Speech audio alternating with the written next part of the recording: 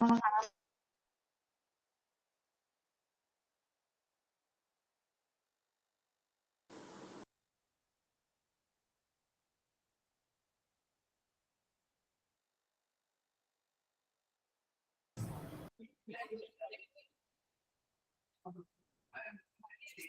afternoon.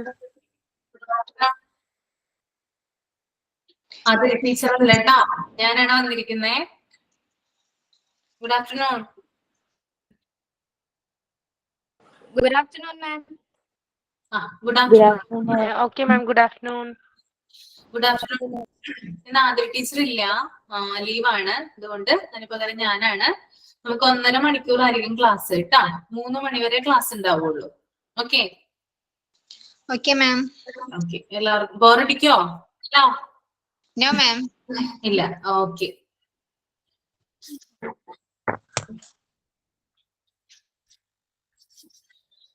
നമുക്ക് start ചെയ്യാം അല്ലേ?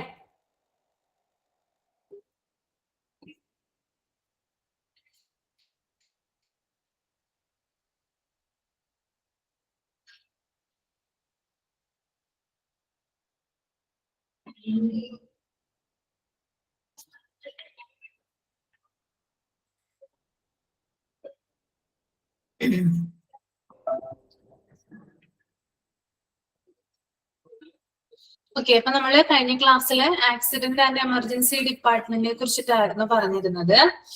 ഒരു ഹോസ്പിറ്റലില് 24 hours വർക്കിംഗ് ആയിട്ടുള്ള ഡിപ്പാർട്ട്മെന്റ് എന്ന് പറയുന്നത് അത് എമർജൻസി ഡിപ്പാർട്ട്മെന്റ് ആണ്. അവിടെ വരുന്ന പേഷ്യൻസ് എന്ന് പറയുന്നത് മേജർ ട്രോമ ആയിട്ടോ അല്ലെങ്കിൽ സീരിയസ് ഇഞ്ചുറീസ് ആയിട്ടോ അല്ലെങ്കിൽ എന്താ പറയാ ഇൽനെസ്. അപ്പൊ ഏത് പേഷ്യന്റിനാണ് എമർജൻസി കെയർ വേണ്ടി വരുന്നത് ആ പേഷ്യൻസിനൊക്കെ കൊണ്ടുവരുന്ന ഡിപ്പാർട്ട്മെന്റ് ആണെന്ത് എമർജൻസി ഡിപ്പാർട്ട്മെന്റ് എന്ന് പറയുന്നത്. ഓക്കെ, ഇനി ചില പേഷ്യൻസിന് ലോസ് ഓഫ് കോൺഷ്യസ്നെസ് വരാം, കൺഫ്യൂഷൻ ഉണ്ടാകാം, ചെസ്റ്റ് ഓർ അബ്ഡോമിനൽ പെയിൻ വരാം, സ്ട്രോക്ക് വരാം, ബ്രീത്തിങ് ഡിഫിക്കൽട്ടീസും വരാം. ഇത്തരത്തിലുള്ള പേഷ്യൻസിനൊക്കെ കൊണ്ടു ചെല്ലുന്നത് എവിടെയാണ്? എമർജൻസി ഡിപ്പാർട്ട്മെന്റിലേക്കാണ് കൊണ്ട് പോകുന്നത്. 3 തരത്തിലാണ് അറിയപ്പെടുക എമർജൻസി ഡിപ്പാർട്ട്മെന്റ് അല്ലെ? കാഷ്വാലിറ്റി എന്ന് അറിയപ്പെടുന്നു, എമർജൻസി ഡിപ്പാർട്ട്മെന്റ് എന്ന് അറിയപ്പെടുന്നു, എമർജൻസി റൂം എന്നും അറിയപ്പെടുന്നു. പിന്നെ നമ്മള് ലൊക്കേഷൻ പറഞ്ഞിട്ടുണ്ടായിരുന്നു, ഗ്രൗണ്ട് ഫ്ലോറിലായിരിക്കണം, അതുപോലെ തന്നെ സെപ്പറേറ്റ് എൻട്രൻസ് ഉണ്ടായിരിക്കണം, പാർക്കിംഗ് ഉണ്ടായിരിക്കണം, അതുപോലെ തന്നെ വെൽ മാർക്കഡ് ആയിട്ടുള്ള പ്രോപ്പർ ലൈറ്റനിങ്, റെഡ് കളർ ഉപയോഗിച്ചുകൊണ്ടുള്ള ലൈറ്റനിങ് ആയിരിക്കണം ആ ഒരു ഡിപ്പാർട്ട്മെന്റിൽ ഉണ്ടായിരിക്കേണ്ടത്. അതുപോലെ തന്നെ easily visible and accessible from the streets ആയിരിക്കണം. പിന്നെ medical record department, elevators, radiology, laboratory, ഇത്രയും കാര്യങ്ങള് ആക്സിഡന്റ് ആൻഡ് എമർജൻസി ഡിപ്പാർട്ട്മെന്റിന് അടുത്തായിരിക്കണം ഉണ്ടായിരിക്കേണ്ടത്. ഓക്കെ, അപ്പൊ ഇത്രയും കാര്യങ്ങൾ പറഞ്ഞു നിർത്തിയിരുന്നത്. ഇനി നമുക്ക് ഡിസൈനിലോട്ട് വരാം. നമ്മൾ ഇന്നത്തെ തുടങ്ങാണ് കേട്ടോ. ഡിസൈൻ. ഓക്കെ, ഡിസൈൻ എന്ന് പറഞ്ഞാൽ എല്ലാവർക്കും അറിയാം അല്ലെ? രൂപകൽപ്പന അല്ലെ? അതല്ലേ? അതായത് ഒരു കെട്ടിടം ആണെങ്കിലും ഒരു വീടാണെങ്കിലും അതിന്റെ ഡിസൈൻ എന്ന് പറയുന്നത് വളരെ പ്രധാനപ്പെട്ടതാണ് അല്ലെ? എങ്ങനെയാണ് എമർജൻസി ഡിപ്പാർട്ട്മെന്റ് ഡിസൈൻ വന്നിരിക്കുന്നതെന്ന് നോക്കാം. Entrance to the emergency department should be sheltered to protect ambulance patients from the weather while unloading.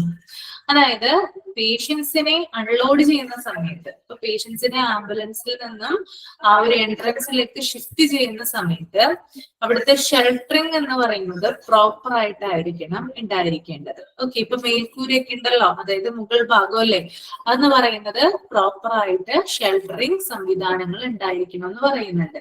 ഇപ്പോ കാലാവസ്ഥ വെതറിങ് ചേഞ്ച് ഉണ്ടാവാം, ചിലപ്പോ മഴ വരാം, അല്ലെങ്കിൽ ഭയങ്കര വെയിലാകാം, അല്ലെങ്കിൽ ഭയങ്കര മഞ്ഞാകാം അല്ലെ? ഇങ്ങനെയുള്ള ക്ലൈമറ്റ് ചേഞ്ചുകൾ ഉണ്ടാവുമല്ലോ. അപ്പൊ ആ ഒരു സമയത്ത് പേഷ്യന്റിന് ഒരു തരത്തിലുള്ള ബുദ്ധിമുട്ടുകൾ ഇല്ലാതിരിക്കാൻ വേണ്ടിയിട്ടാണ് ഷെൽട്ടറിങ് സംവിധാനം പ്രോപ്പർ ആയിട്ട് ഒരുക്കിയിരിക്കണം എന്ന് പറഞ്ഞിട്ടുള്ളത് കേട്ടോ. അപ്പൊ അതിന്റെ ഡിസൈൻ എന്ന് പറയുന്നത് ആദ്യം തന്നെ പറയട്ടെ, എന്താണ്? പ്രോപ്പർ ആയിട്ട് ഷെൽട്ടേർഡ് ചെയ്തിരിക്കണം. ആംബുലൻസ് പേഷ്യന്റിനെ പ്രൊട്ടക്ട് ചെയ്യാൻ വേണ്ടിയിട്ട് നല്ല രീതിയിൽ ഷെൽട്ടേർഡ് ചെയ്തിരിക്കണം എന്ന് പറയുന്നുണ്ട്. ഓക്കെ, രണ്ടാമത്തെ point, adequate reserved parking space for ambulance and cars of patients. അതുപോലെ തന്നെ ഇവിടെ വരുന്ന പേഷ്യൻസ് എന്ന് പറയുന്നത് ആംബുലൻസിലായിരിക്കും വരിക അല്ലെ? അതുപോലെ തന്നെ മറ്റു വാഹനങ്ങളിലും വരുന്നവരുണ്ടാകാം. അങ്ങനെ വരുമ്പോൾ അവർക്കുള്ള പാർക്കിംഗ് സംവിധാനം ഈ ഒരു ഡിപ്പാർട്ട്മെന്റിന്റെ അടുത്തായിട്ട് ഒരുക്കിയിരിക്കണം. ആംബുലൻസിനും മറ്റു വാഹനങ്ങൾക്കുമുള്ള പാർക്കിംഗ് സംവിധാനം സജ്ജീകരിച്ചിരിക്കണം. ഓക്കെ. Then അടുത്തത് adequate space for accommodating structures. Okay, അതായത് സ്ട്രക്ചേഴ്സുകള് എന്താ പറയാ, സ്ട്രക്ചേഴ്സ് ഒക്കെ വെക്കാനുള്ള ഒരു സ്പേസ് അവിടെ ഉണ്ടായിരിക്കണം. പേഷ്യന്റിനെ കൊണ്ടുപോകുന്ന ഒന്നുകിൽ വീൽ ചെയറിലാകാം അല്ലെങ്കിൽ സ്ട്രെച്ചറിലാകാം, അല്ലെ? സ്ട്രെച്ചറാണ് കൂടുതൽ ഉപയോഗിക്കുന്നത് എമർജൻസി ഡിപ്പാർട്ട്മെന്റ്. അപ്പൊ സ്ട്രെച്ചറുകൾ വെക്കാനുള്ള ഒരു സ്പേസ് ആ ഒരു ഡിപ്പാർട്ട്മെന്റിൽ ഉണ്ടായിരിക്കണം. ദെൻ ഫോർത്ത് പോയിന്റ് എന്ന് പറയുന്നത് ramps for wheelchairs and pedestrian access in case of raised platform. അതിന്റെ റാംസ് എന്ന് പറയുന്നത്, അതായത് ആ ഒരു പാത എന്ന് പറയുന്നത് റേസ്ഡ് ആയിട്ടുള്ള പ്ലാറ്റ്ഫോമിലായിരിക്കണം ഉണ്ടായിരിക്കേണ്ടത്. ഇപ്പൊ നിങ്ങൾക്കറിയാം, ഹോസ്പിറ്റലൊക്കെ പോകുമ്പോൾ വീൽ ചെയർ പോകാനായിട്ട് ഒരു പ്രത്യേക ഒരു വഴി ഉണ്ടാവും, അല്ലെ? അല്ലെങ്കിൽ സ്ട്രെച്ചറുകൾ കൊണ്ടുപോകാനുള്ള ഒരു പ്രത്യേക വഴി ഉണ്ടാവും. സ്റ്റെപ്പുകളല്ലാതെ പ്രത്യേകമായിട്ടൊരു വഴി അതിനു വേണ്ടി മാത്രം സജ്ജീകരിച്ചിട്ടുണ്ടാകും. അങ്ങനെയുള്ള പാതകള് ഹോസ്പിറ്റലുകളിൽ ഉണ്ടായിരിക്കണം. എന്നാൽ മാത്രമേ രോഗിയെ നമുക്ക് എന്ത് ചെയ്യാൻ പറ്റുള്ളൂ? ആ ഒരു വീൽ ചെയറിൽ കയറ്റി അല്ലെങ്കിൽ സ്ട്രെച്ചറിൽ കയറ്റി ആ ഒരു കാഷ്വാലിറ്റി ഡിപ്പാർട്ട്മെന്റിലേക്ക് എത്തിക്കാനായിട്ട് സാധിക്കുള്ളൂ. അപ്പൊ അതിനെ പറയുന്നതാണ് കേട്ടോ റേസ്ഡ് പ്ലാറ്റ്ഫോം എന്ന് പറയുന്നത് കേട്ടോ. നിരപ്പായിട്ടുള്ള ഒരു വഴി നിങ്ങൾ കണ്ടിട്ടുണ്ടാകും, അതിൽ കൂടിയാണ് വീൽ ചെയറും മറ്റൊക്കെ കൊണ്ടുപോകുന്നത് കേട്ടോ. ശ്രദ്ധിച്ചാൽ അറിയാൻ പറ്റും.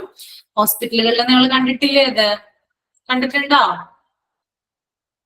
കണ്ടിട്ടില്ലേ? പ്രത്യേക വഴി കണ്ടിട്ടില്ലേ? ഈ സ്ട്രെച്ചറും അതുപോലെ വീൽ ചെയറൊക്കെ കൊണ്ടുപോകാൻ വേണ്ടിയിട്ട്, തള്ളി ഉന്തി കൊണ്ടുപോകാൻ വേണ്ടിയിട്ട് കണ്ടിട്ടില്ലേ നിങ്ങള്?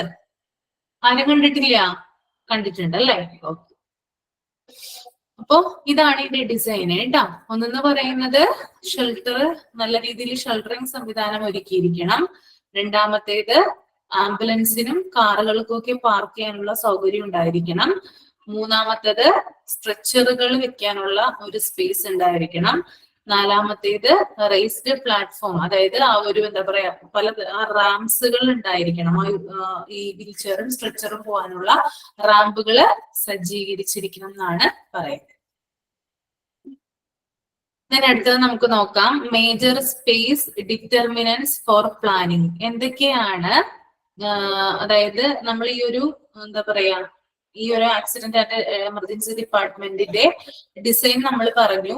എന്തൊക്കെയാണ് അതിന് വേണ്ടിയിട്ട് അവിടെ കാണപ്പെടുന്ന പ്രധാനപ്പെട്ട ഘടകങ്ങൾ, എന്തൊക്കെ ഏരിയാസ് ആണ് ആ ഒരു ഡിപ്പാർട്ട്മെന്റിന്റെ അണ്ടറിലായിട്ട് വരുന്നതെന്ന് കൂടി നമുക്ക് നോക്കാം.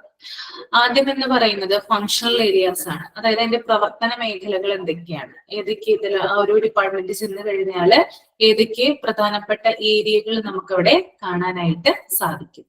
ആദ്യത്തേത് ആംബുലൻസ് ആൻഡ് ആംബുലേറ്ററി എൻട്രൻസ്. അതായത് ആംബുലൻസിനും അതുപോലെ തന്നെ അവിടെ വരുന്ന പേഷ്യൻസിനും എൻട്രി ചെയ്യാനുള്ള ഒരു വഴി അവിടെ ഉണ്ടായിരിക്കണം. എൻട്രൻസ് നിർബന്ധമായിട്ടും അവിടെ ഉണ്ടായിരിക്കണം. നമുക്കറിയാം ആ ഒരു ഡിപ്പാർട്ട്മെന്റിലേക്ക് ചെല്ലുമ്പോൾ മെയിൻ എൻട്രൻസ് ഉണ്ടാവും, കൂടാതെ സെപ്പറേറ്റ് എൻട്രൻസും ഉണ്ടാവും. അപ്പൊ രണ്ടു തരത്തിലും കവാടം, പ്രവേശന കവാടം നിർബന്ധമായിട്ടും ഉണ്ടായിരിക്കണം. രണ്ടാമത്തേത് റിസപ്ഷൻ. നമ്മൾക്ക് എന്താ പറയാ ഇപ്പൊ ഹോസ്പിറ്റലിൽ ചെല്ലുമ്പോൾ മെയിൻ ആയിട്ടുള്ള റിസപ്ഷൻ ഏരിയ ഉണ്ടാവുമല്ലോ, അതിൽ നിന്ന് മാറി ഈ ഒരു കാഷ്വാലിറ്റി ഡിപ്പാർട്ട്മെന്റിന് എന്തുണ്ട്, സെപ്പറേറ്റ് ആയിട്ടൊരു എൻട്രൻസ് അല്ലെങ്കിൽ റിസപ്ഷൻ ഉണ്ട്.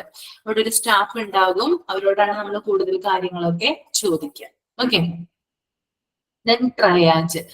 ട്രയാജ് എന്ന് പറയുന്നത് ഡീറ്റെയിൽ ആയിട്ട് താഴെ നമുക്ക് പറയാനായിട്ടുണ്ട്, പഠിക്കാനായിട്ടുണ്ട്. അപ്പൊ ഞാൻ പറയാട്ടോ എന്താണ് ട്രയാജ് എന്ന്. Then waiting areas. Patient relatives ഒക്കെ വെയിറ്റ് ചെയ്യുന്ന ഏരിയ ആണ് എന്ത് വെയിറ്റിംഗ് ഏരിയാസ് എന്ന് പറയുന്നത് കേട്ടോ. ഓക്കെ. അപ്പൊ ആംബുലൻസ് ആൻഡ് ആംബുലേറ്ററി എൻട്രൻസ് ഞാൻ പറഞ്ഞു. Then reception, triage, waiting areas. Then മൂന്നാമത്തത് അഡ്മിനിസ്ട്രേറ്റീവ് ഏരിയ ആണ്. അഡ്മിനിസ്ട്രേറ്റീവ് ഏരിയയിൽ എന്താ പറയുക, അഡ്മിനിസ്ട്രേറ്റീവ് ഏരിയയിൽ ആ എമർജൻസി ഡിപ്പാർട്ട്മെന്റിനെ സംബന്ധിച്ച എല്ലാ ഓഫീസ് കാര്യങ്ങളും നിയന്ത്രിക്കുന്നത്, അവിടുത്തെ എല്ലാ കാര്യങ്ങളും ഓഫീസ് സംബന്ധമായിട്ടുള്ള എല്ലാ പേപ്പറുകളും കാര്യങ്ങളും ഒക്കെ മാനേജ് ചെയ്ത് പോകുന്നത് അഡ്മിനിസ്ട്രേറ്റീവ് ഏരിയയിലാണ്. ഓക്കെ, ഓഫീസ് കേട്ടോ. Then resuscitation area. Okay, this is an important point കേട്ടോ. Resuscitation area. റെസസിറ്റേഷൻ ഏരിയ എന്ന് പറഞ്ഞാൽ പുനരുജ്ജീവനം എന്നാണ് അർത്ഥമാക്കുന്നത് കേട്ടോ. പുനരുജ്ജീവനം. അപ്പൊ എന്തായിരിക്കും? ആരെങ്കിലും റിസസിറ്റേഷൻ ഏരിയ കണ്ടിട്ടുണ്ടോ? വിസിറ്റ് ചെയ്തിട്ടുണ്ടോ ഹോസ്പിറ്റലുകളില്, കാഷ്വാലിറ്റിയില്? കണ്ടിട്ടുണ്ടോ ആരെങ്കിലും റിസസിറ്റേഷൻ ഏരിയ? ആരും കണ്ടിട്ടില്ല? ഓക്കെ. റിസസിറ്റേഷൻ ഏരിയ എന്ന് പറയുന്നത് ഇപ്പൊ എമർജൻസി ഡിപ്പാർട്ട്മെന്റിൽ എത്തിക്കഴിഞ്ഞാല് പേഷ്യന്റിനെ ഇമ്മീഡിയറ്റ് ആയിട്ട് കൊണ്ടുപോകുന്ന ഏരിയയാണിത് റിസസിറ്റേഷൻ ഏരിയ എന്ന് പറയുന്നത് കേട്ടോ. ഒരു പേഷ്യന്റ് എമർജൻസി ഡിപ്പാർട്ട്മെന്റിൽ വന്നു കഴിഞ്ഞാല് അദ്ദേഹത്തെ ഇമ്മീഡിയറ്റ് ആയിട്ട് കൊണ്ടുപോകുന്ന ഏരിയയാണ് റിസസിറ്റേഷൻ ഏരിയ. അവിടെ ഡോക്ടേഴ്സ് ഉണ്ടാകും, നഴ്സിംഗ് ടീം ഉണ്ടാകും, അതുപോലെ തന്നെ ധാരാളം എക്യുപ്മെന്റ്സുകളും ആ ഒരു റൂമില് സജ്ജീകരിച്ചിട്ടുണ്ടാകും. ഓക്കെ, ഞാൻ എക്സാമ്പിൾ പറഞ്ഞുതരാം. അതായത് സ്ട്രോക്കുമായിട്ട് ഒരു പേഷ്യന്റിനെ കൊണ്ടുവരാണെന്ന് വിചാരിക്കാം. ഓക്കെ, അപ്പൊ കൂടെയുള്ള ബന്ധുക്കൾക്ക് അറിയില്ല ഇദ്ദേഹത്തിന് സ്ട്രോക്ക് വന്നതാണെന്ന്. കാരണം ജോലി ചെയ്തുകൊണ്ടിരിക്കുന്ന ഒരാളായിരുന്നു. പെട്ടെന്ന് അദ്ദേഹം ബോധം കെട്ട് വീഴുക ചെയ്യുന്നത്. ബോധം കെട്ട് വീഴുന്നു, അതുപോലെ തന്നെ പേഷ്യന്റിന് ഓപ്പോസിറ്റ് ആയിട്ട് സംസാരിക്കുന്നു, എന്താ പറയുക, ഒരു വശം കോടിയിരിക്കുന്നു, അങ്ങനെയുള്ള ചെറിയ ചെറിയ സിംറ്റംസ് കാണാനുണ്ട് പേഷ്യന്റിന്. അപ്പൊ ഇങ്ങനെ ഇപ്പൊ ജോലി സ്ഥലത്ത് നിന്നാവാം പേഷ്യന്റിനെ ചിലപ്പോൾ കൊണ്ടുവന്നിട്ടുള്ളത്. അങ്ങനെ ഇരിക്കുമ്പോൾ അദ്ദേഹത്തിന്റെ കൊളീഗ്സിന് അറിയില്ല ഇദ്ദേഹത്തിന് സ്ട്രോക്ക് വന്നതാണെന്ന് അറിയില്ല. അപ്പോ ഇദ്ദേഹത്തെ പെട്ടെന്ന് കൊണ്ടു ചെല്ലുന്ന ഒരു ഏരിയ എന്ന് പറയുന്നത് റിസസിറ്റേഷൻ ഏരിയയിലാണ്. ഓക്കെ, അവിടെ വെച്ചിട്ട് ഞാൻ പറഞ്ഞു അവിടെ ആരൊക്കെയുണ്ട്? അവിടെ ഡോക്ടേഴ്സ് ഉണ്ട്, നഴ്സിംഗ് ടീം ഉണ്ട്, എക്യുപ്മെന്റ്സ് ഉണ്ട് അല്ലെ. ഇവിടെ വെച്ചിട്ട് ഡോക്ടേഴ്സ് ഡയഗ്നോസ് ചെയ്യാണ് ഇദ്ദേഹത്തിന്റെ സ്ട്രോക്കിന്റെ ലക്ഷണങ്ങളാണെന്ന്, സിംറ്റംസ് ആണെന്ന് ഡോക്ടർ ഡയഗ്നോസ് ചെയ്യാണ്. അങ്ങനെ ഡയഗ്നോസ് ചെയ്ത് കഴിഞ്ഞാല് ഉറപ്പിച്ചിട്ടില്ല കേട്ടോ, കൺഫേം ചെയ്തിട്ടില്ല സ്ട്രോക്ക് ആണെന്ന്. സ്ട്രോക്ക് ആണെന്ന് കൺഫേം ചെയ്യാനായിട്ട് എന്താ നമ്മൾ ചെയ്യാം? എന്താ ചെയ്യാ? സ്ട്രോക്ക് ആണെന്ന് കൺഫേം ചെയ്യണമെങ്കിൽ ആ രോഗിയെ എങ്ങോട്ടാണ് മാറ്റുക? ഷിഫ്റ്റ് ചെയ്യും എങ്ങോട്ടാ? MRI എടുക്കാനാണ് ഷിഫ്റ്റ് ചെയ്യുക അല്ലെ. ഓക്കെ, കാരുണ്യ പറഞ്ഞാൽ ശരിയാണ് കേട്ടോ. എങ്ങോട്ട് ഷിഫ്റ്റ് ചെയ്യും? MRI എടുക്കാനായിട്ട് ഷിഫ്റ്റ് ചെയ്യും. ഓക്കെ, അപ്പൊ ആ ഒരു സഡൻ ഡിസിഷൻ എടുക്കുന്നത് എവിടെ വെച്ചിട്ടാണ്? റിസസിറ്റേഷൻ ഏരിയയിൽ വെച്ചിട്ടാണ് ആ ഒരു ഡിസിഷൻ എടുക്കുന്നത് കേട്ടോ. അപ്പോ സ്ട്രോക്ക് വന്ന പേഷ്യന്റ് ആണെങ്കിൽ MRI എടുക്കാൻ സജസ്റ്റ് ചെയ്യും. ദെൻ ആക്സിഡന്റ് ആയിട്ട് ഒരു പേഷ്യന്റ് വരികയാണെന്ന് വിചാരിക്കാം. അദ്ദേഹത്തെ എങ്ങോട്ടായിരിക്കും ഷിഫ്റ്റ് ചെയ്യുക? അപ്പോ ആക്സിഡന്റ് ആയിട്ട് ഒരു പേഷ്യന്റ് വന്നു കഴിഞ്ഞാല് എങ്ങോട്ടാ ഷിഫ്റ്റ് ചെയ്യുക? അദ്ദേഹത്തെ ഷിഫ്റ്റ് ചെയ്യുന്നത് ഓപ്പറേഷൻ തിയേറ്ററിലേക്കാണ് കേട്ടോ. സർജറി ചെയ്യേണ്ട അദ്ദേഹത്തിന് ആക്സിഡന്റ് ആയിട്ട് ധാരാളം ബ്ലഡ് പോയിട്ടുണ്ട്, തലക്ക് ക്ഷതമേറ്റിട്ടുണ്ട്, ഡാമേജ് ഉണ്ടായിട്ടുണ്ട്. പെട്ടെന്ന് തന്നെ എന്ത് ചെയ്യണം? അദ്ദേഹത്തെ സർജറിക്ക് വിധേയനാക്കണം. ഓക്കെ, അപ്പൊ ഇങ്ങനെ എന്താ പറയാ, ഡിസിഷൻ, പേഷ്യന്റിന് എന്ത് ട്രീറ്റ്മെന്റ് ആണ് കൊടുക്കേണ്ടത്, എന്താണ് അദ്ദേഹത്തിന് ഇനി ചെയ്യേണ്ടതെന്നുള്ള ഒരു ഡിസിഷൻ എടുക്കുന്നത് റിസസിറ്റേഷൻ ഏരിയയിൽ വെച്ചിട്ടാണ്. അതുപോലെ തന്നെ വേറൊരു എക്സാമ്പിൾ പറയുകയാണെങ്കിൽ നെഞ്ചുവേദനയായിട്ട് ഒരാൾ വന്നു. ഓക്കെ, നെഞ്ചുവേദനയായിട്ടാണ് ഒരാൾ വന്നിരിക്കുന്നത്. അദ്ദേഹത്തിന് കാർഡിയാക് അറസ്റ്റിന്റെ സിംറ്റംസുമായിട്ടാണ് അദ്ദേഹം വന്നിരിക്കുന്നത്. നിങ്ങൾ പറയൂ, എങ്ങോട്ടാ ഷിഫ്റ്റ് ചെയ്യാം അദ്ദേഹത്തെ? എങ്ങോട്ടാ ഷിഫ്റ്റ് ചെയ്യാം? അദ്ദേഹത്തെ കാർഡിയോളജി ഡിപ്പാർട്ട്മെന്റിലേക്കാണ് ഷിഫ്റ്റ് ചെയ്യുക കേട്ടോ. കാർഡിയോളജിസ്റ്റിന്റെ സേവനം അദ്ദേഹത്തിന് ആവശ്യമാണ്. അതുകൊണ്ട് എത്രയും പെട്ടെന്ന് ആ ഒരു ഡിപ്പാർട്ട്മെന്റിലേക്കാണ് അദ്ദേഹത്തെ ഷിഫ്റ്റ് ചെയ്യുക. ഞാൻ നേരത്തെ പറഞ്ഞില്ലേ, എലവേറ്റേഴ്സ് എന്തിനു വേണ്ടിയിട്ടാണ് ആവശ്യം? ഈ ഒരു ഡിപ്പാർട്ട്മെന്റ് അടുത്തായിട്ട് എലവേറ്റേഴ്സ് എന്തിനാണ് വേണ്ടത്? അതായത് മറ്റ് ഡിപ്പാർട്ട്മെന്റുകളിൽ ഈ രോഗിയെ എത്തിക്കണമെങ്കിൽ നമുക്ക് എലവേറ്റേഴ്സിന്റെ ആവശ്യം വരുന്നതായിരിക്കും. ഓക്കെ, അപ്പൊ ഇങ്ങനെയുള്ള, അതായത് രോഗിയെ സംബന്ധിച്ച് സഡൻ ആയിട്ടുള്ള ഡിസിഷൻ എടുക്കുന്നത് ഈ ഒരു റിസസിറ്റേഷൻ ഏരിയയിൽ വെച്ചിട്ടാണ്. ഓക്കെ, ക്ലിയർ ആണോ?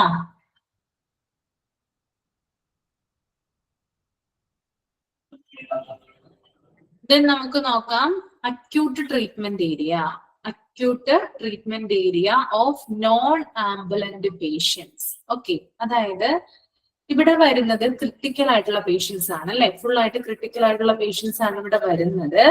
എന്നിരുന്നാലും ചില പേഷ്യൻസ് വരുമ്പോൾ അവർക്ക് അത്ര എന്താ പറയാ ഇമ്മീഡിയറ്റ് ആയിട്ട് കെയർ കൊടുക്കേണ്ട ആവശ്യം വരുന്നില്ല. ചില പേഷ്യൻസ് വരുമ്പോൾ. അങ്ങനെ വരുന്ന പേഷ്യൻസിനെ കൊണ്ടുപോകുന്ന ഏരിയ ആണ് എന്ത്? അക്യൂട്ട് ട്രീറ്റ്മെന്റ് ഏരിയ എന്ന് പറയുന്നത്. ഇവിടെ പറയുന്നുണ്ട് നോൺ ആംബുലന്റ് പേഷ്യന്റ്, നടന്നൊക്കെ വരാൻ സാധിക്കുന്ന ആംബുലൻസിൽ അല്ലാതെ വരുന്ന പേഷ്യൻസിനെ കൊണ്ടുപോകുന്ന ഏരിയ ആണ് എന്ത്? Acute treatment area. അവരെ നമുക്ക് എന്ത് ചെയ്യേണ്ട? റെസിസിറ്റേഷൻ ഏരിയയിൽ കൊണ്ടുപോകേണ്ട ആവശ്യം വരുന്നില്ല. Okay. Then consultation area. Doctors, അതായത് സ്കിൽഡ് ആയിട്ടുള്ള ഡോക്ടേഴ്സ് ആണ് ഈ എമർജൻസി ഡിപ്പാർട്ട്മെന്റിൽ ഇരിക്കുന്നത് അല്ലെ. അതായത് എമർജൻസി മെഡിസിനിലെ MD ഒക്കെ കഴിഞ്ഞിട്ടുള്ള ആളുകളാണ് ഈ ഒരു ഡിപ്പാർട്ട്മെന്റിൽ സേവനം അനുഷ്ഠിക്കുക. അപ്പൊ അങ്ങനെയുള്ള എമർജൻസി ഡോക്ടേഴ്സ് ഇരിക്കുന്ന ഏരിയ ആണത് കൺസൾട്ടേഷൻ ഏരിയ എന്ന് പറയുന്നത് കേട്ടോ. Okay. Then staff work station. Staff work station എന്ന് പറഞ്ഞാല് നഴ്സസ് സ്റ്റേഷൻ പോലെ അവിടെയുള്ള സ്റ്റാഫുകളെ ഇരിക്കാനായിട്ട്, അവിടെയുള്ള സ്റ്റാഫുകൾക്കൊക്കെ ഇരിക്കാൻ വേണ്ടിയിട്ട് ഒരു പ്രത്യേകമായിട്ടുള്ള സ്റ്റേഷൻ ഉണ്ട്. അതാണ് സ്റ്റാഫ് വർക്ക് സ്റ്റേഷൻ വരിക. ഓക്കെ. ദെൻ നമുക്ക് അതർ ഏരിയാസ് നോക്കാം. അപ്പൊ ഇത്രയും കാര്യങ്ങൾ ക്ലിയർ ആയോ നിങ്ങൾക്ക്? Major space determinants for planning clear ആയെന്ന് കരുതുന്നു കേട്ടോ.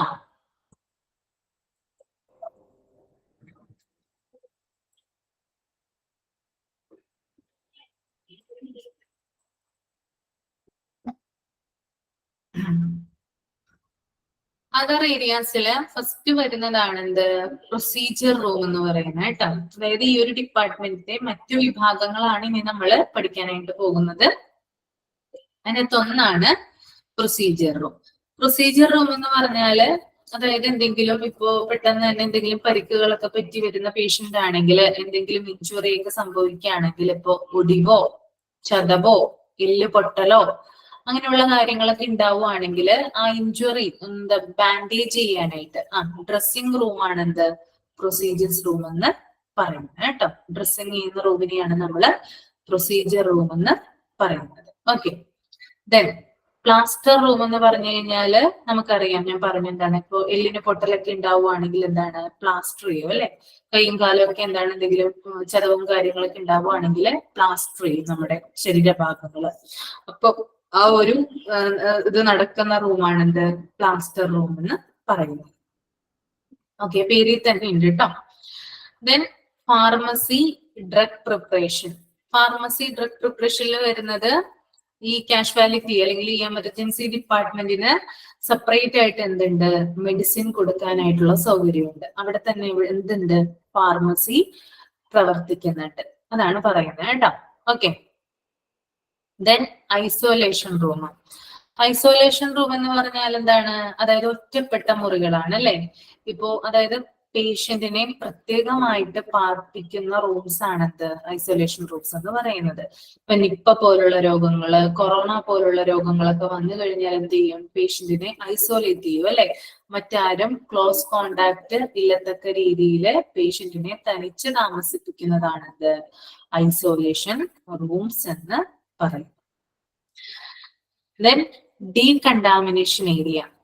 ഡീകണ്ടാമിനേഷൻ ഏരിയ എന്ന് പറയുന്നത് ഇമ്പോർട്ടന്റ് ആണ് കേട്ടോ. ഡീകണ്ടാമിനേഷൻ ഏരിയ എന്ന് പറയാഞ്ഞാല് അതിന്റെ മലയാളം വരുന്നത് അണുവിമുക്തമാക്കൽ പ്രദേശങ്ങൾ എന്നാണ് അതിന്റെ മലയാളം മീനിങ് വരിക. ഓക്കെ, അണുവിമുക്തമാക്കൽ പ്രദേശങ്ങൾ. ഓക്കെ, ഞാൻ ഒരു എക്സാമ്പിൾ പറയാം. ഇപ്പൊ ഒരു ഫാക്ടറിയില് ഒരാൾക്ക് കെമിക്കൽ എക്സ്പ്ലോഷൻ നേരിടേണ്ടി വന്നു. അതായത് കെമിക്കൽ എക്സ്പ്ലോഷൻ ഉണ്ടായെന്ന് വിചാരിക്കാം. ഓക്കെ, അതിന്റെ ആഫ്റ്റർ എഫക്റ്റ് ആയിട്ട് അദ്ദേഹത്തിന്റെ ബോഡിയിൽ ധാരാളം കെമിക്കൽസ് ഉണ്ടാവുമല്ലോ. ഇതെന്ത് ചെയ്യണം? ഹോസ്പിറ്റലിൽ ചെന്ന് കഴിഞ്ഞാല് ഇത് നീക്കം ചെയ്തിട്ട് മാത്രമേ അദ്ദേഹത്തിന് എന്ത് സ്റ്റാർട്ട് ചെയ്യുള്ളൂ? ട്രീറ്റ്മെന്റ് സ്റ്റാർട്ട് ചെയ്യുള്ളൂ. ഓക്കെ, അപ്പൊ അദ്ദേഹത്തിന്റെ ബോഡിയിലുള്ള കെമിക്കൽസ് റിമൂവ് ചെയ്യാൻ വേണ്ടിയിട്ടാണ് ഡീകണ്ടാമിനേഷൻ ഏരിയ ഉപയോഗിക്കുന്നത്. ഓക്കെ, ഇപ്പൊ ഡീകണ്ടാമിനേഷൻ ഏരിയ നമ്മൾ യൂഷ്വലായിട്ട് നോർമൽ ആയിട്ട് അങ്ങനെ ഉണ്ടാവണം എന്നില്ല. ഇടയ്ക്ക് റെയർ ആയിട്ടാണ് ഇങ്ങനെയുള്ള കെമിക്കൽ എക്സ്പ്ലോഷനും കാര്യങ്ങളും ഒക്കെ ഉണ്ടാവുന്നത്. അങ്ങനെ വന്നു കഴിഞ്ഞാല് ഈ ബോഡിയിൽ നിന്ന് ഇത് കളഞ്ഞിട്ട് മാത്രമാണ് നമുക്ക് ട്രീറ്റ്മെന്റ് തുടങ്ങാനായിട്ട് സാധിക്കുള്ളൂ. ഓക്കെ, അതിന് വേണ്ടിയിട്ട് പ്രത്യേകം സജ്ജീകരിച്ചിരിക്കുന്ന റൂമാണെന്ത്? ഡീകണ്ടാമിനേഷൻ ഏരിയ എന്ന് പറയുന്നത്. Okay, then storage. സ്റ്റോറേജ് എന്ന് പറഞ്ഞാൽ എല്ലാവർക്കും അറിയാം, എമർജൻസി എക്യുപ്മെന്റ്സ് സ്റ്റോർ ചെയ്യുന്ന റൂമാണെന്ത്? സ്റ്റോറേജ് എന്ന് പറയുന്നത് കേട്ടോ. എമർജൻസി എക്യുപ്മെന്റ്സ്, ഇപ്പൊ എന്ത് തന്നെ എക്യുപ്മെന്റ്സ് ആയിക്കോട്ടെ കാഷ്വാലിറ്റിയിൽ ഉപയോഗിക്കുന്ന അതൊക്കെ സ്റ്റോർ ചെയ്ത് വെച്ചിരിക്കുന്നത് സ്റ്റോറേജ് എന്ന് പറയുന്ന റൂമിലാണ്. Okay, then clean and dirty utility. അതായത് രണ്ട് തരത്തിൽ ഇവിടെ പറയുന്നുണ്ട്. ക്ലീൻ ആൻഡ് ഡർട്ടി യൂട്ടിലിറ്റി എന്ന് പറയുമ്പോൾ ക്ലീൻ റൂം ഉണ്ട്.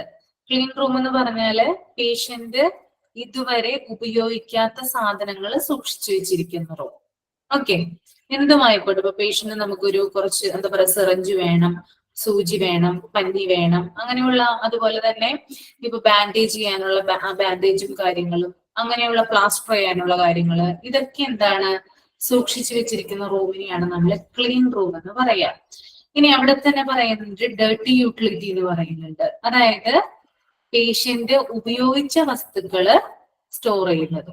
ഇപ്പൊ പേഷ്യന്റ് ഉപയോഗിച്ച കോട്ടൺ ആയിക്കോട്ടെ, അതുപോലെ സൂചി ആയിക്കോട്ടെ, സിറഞ്ച് ആയിക്കോട്ടെ, ബാൻഡേജ് ആയിക്കോട്ടെ, അങ്ങനെയുള്ള കാര്യങ്ങളൊക്കെ എന്താണ് പറയാ സ്റ്റോർ ചെയ്ത് വെച്ചിരിക്കുന്നത്. പേഷ്യന്റ് ഉപയോഗിച്ച വസ്തുക്കള് സ്റ്റോർ ചെയ്ത് വെച്ചിരിക്കുന്നത്. ക്ലീൻ റൂമിലാണെങ്കിൽ ഉപയോഗിക്കാത്ത ഫ്രഷ് ആയിട്ടുള്ള ഐറ്റംസ് ആണ് എന്ത് ചെയ്യുന്നത്, സ്റ്റോർ ചെയ്ത് വെക്കുന്നത്. അപ്പൊ രണ്ടും തമ്മില് വ്യത്യാസമുണ്ട് കേട്ടോ, clean and dirty utility. Then linen room. Linen room എന്ന് പറഞ്ഞാല് പേഷ്യന്റ് ഉപയോഗിക്കുന്ന ബെഡ്ഷീറ്റുകള്, പില്ലോ കവറുകള്, അങ്ങനെയുള്ള കാര്യങ്ങളൊക്കെ സ്റ്റോർ ചെയ്ത് വെച്ചിരിക്കുന്നതാണ് എന്ത്, ലിനൻ റൂം എന്ന് പറയുന്നത്. Then mobile equipment based like the trolley, wheelchair, etc. അതായത് നമ്മൾക്ക് ഉന്തിക്കൊണ്ടു പോകാനായിട്ട്, മൂവ് ചെയ്യിപ്പിക്കാനായിട്ട് സാധിക്കുന്ന ട്രോളികള്, വീൽ ചെയറുകളൊക്കെ സൂക്ഷിച്ചു വെക്കുന്ന ഒരു ഏരിയ ഉണ്ട് കേട്ടോ. അതാണ് mobile equipment mail like trolley, wheel chair etcetera എന്ന് പറയുന്നത്. അതിന് വേണ്ടിയിട്ട് പ്രത്യേകം ഏരിയ എവിടെ അവൈലബിൾ ആണ്, കാഷ്വാലിറ്റിയിൽ അവൈലബിൾ ആണ്. Then mobile x-ray equipment bay. അതുപോലെ തന്നെ മൊബൈൽ എക്സ്റേ നമ്മൾക്കറിയാം അല്ലെ, പോർട്ടബിൾ ആയിട്ടുള്ള എക്സ്റേകളും മറ്റും ധാരാളം ഹോസ്പിറ്റലുകളിൽ അവൈലബിൾ ആണ്. അത് സൂക്ഷിച്ചു വെക്കുന്നതിന് പ്രത്യേകം എന്തുണ്ട്, ഏരിയകള് ഉണ്ട്, ബേ ഉണ്ട്. അത് സൂക്ഷിച്ചു വെക്കുന്നതിന് ആ ഉള്ള ഒരു മൂവബിൾ ആയിട്ടുള്ള ആ ഒരു എന്താ പറയാ എക്യുപ്മെന്റ് ഉണ്ട്. അതുപോലെ തന്നെ ഇതൊക്കെ കീപ്പ് ചെയ്യുന്നതിന് പ്രത്യേകമായിട്ടുള്ള റൂമുകളും നമുക്ക് കാണാനായിട്ട് സാധിക്കും. Then cleaners room. Cleaners room എന്ന് പറഞ്ഞാല് എല്ലാ പ്രൊസീജിയേഴ്സിന് ശേഷവും ഈ എന്താ പറയാ, അതായത് പേഷ്യന്റ് ഉപയോഗിച്ച വസ്തുക്കള് പ്രൊസീജിയേഴ്സിന് ശേഷം ഡിസ്ഇൻഫെക്ട് ചെയ്യുന്നത്, അതാണ് ക്ലീനേഴ്സ് റൂം എന്ന് പറയുന്നത് കേട്ടോ. ഡിസ്ഇൻഫെക്ട് ചെയ്യുന്നതാണ് എന്ത്, ക്ലീനേഴ്സ് റൂമിൽ വരുന്നത്.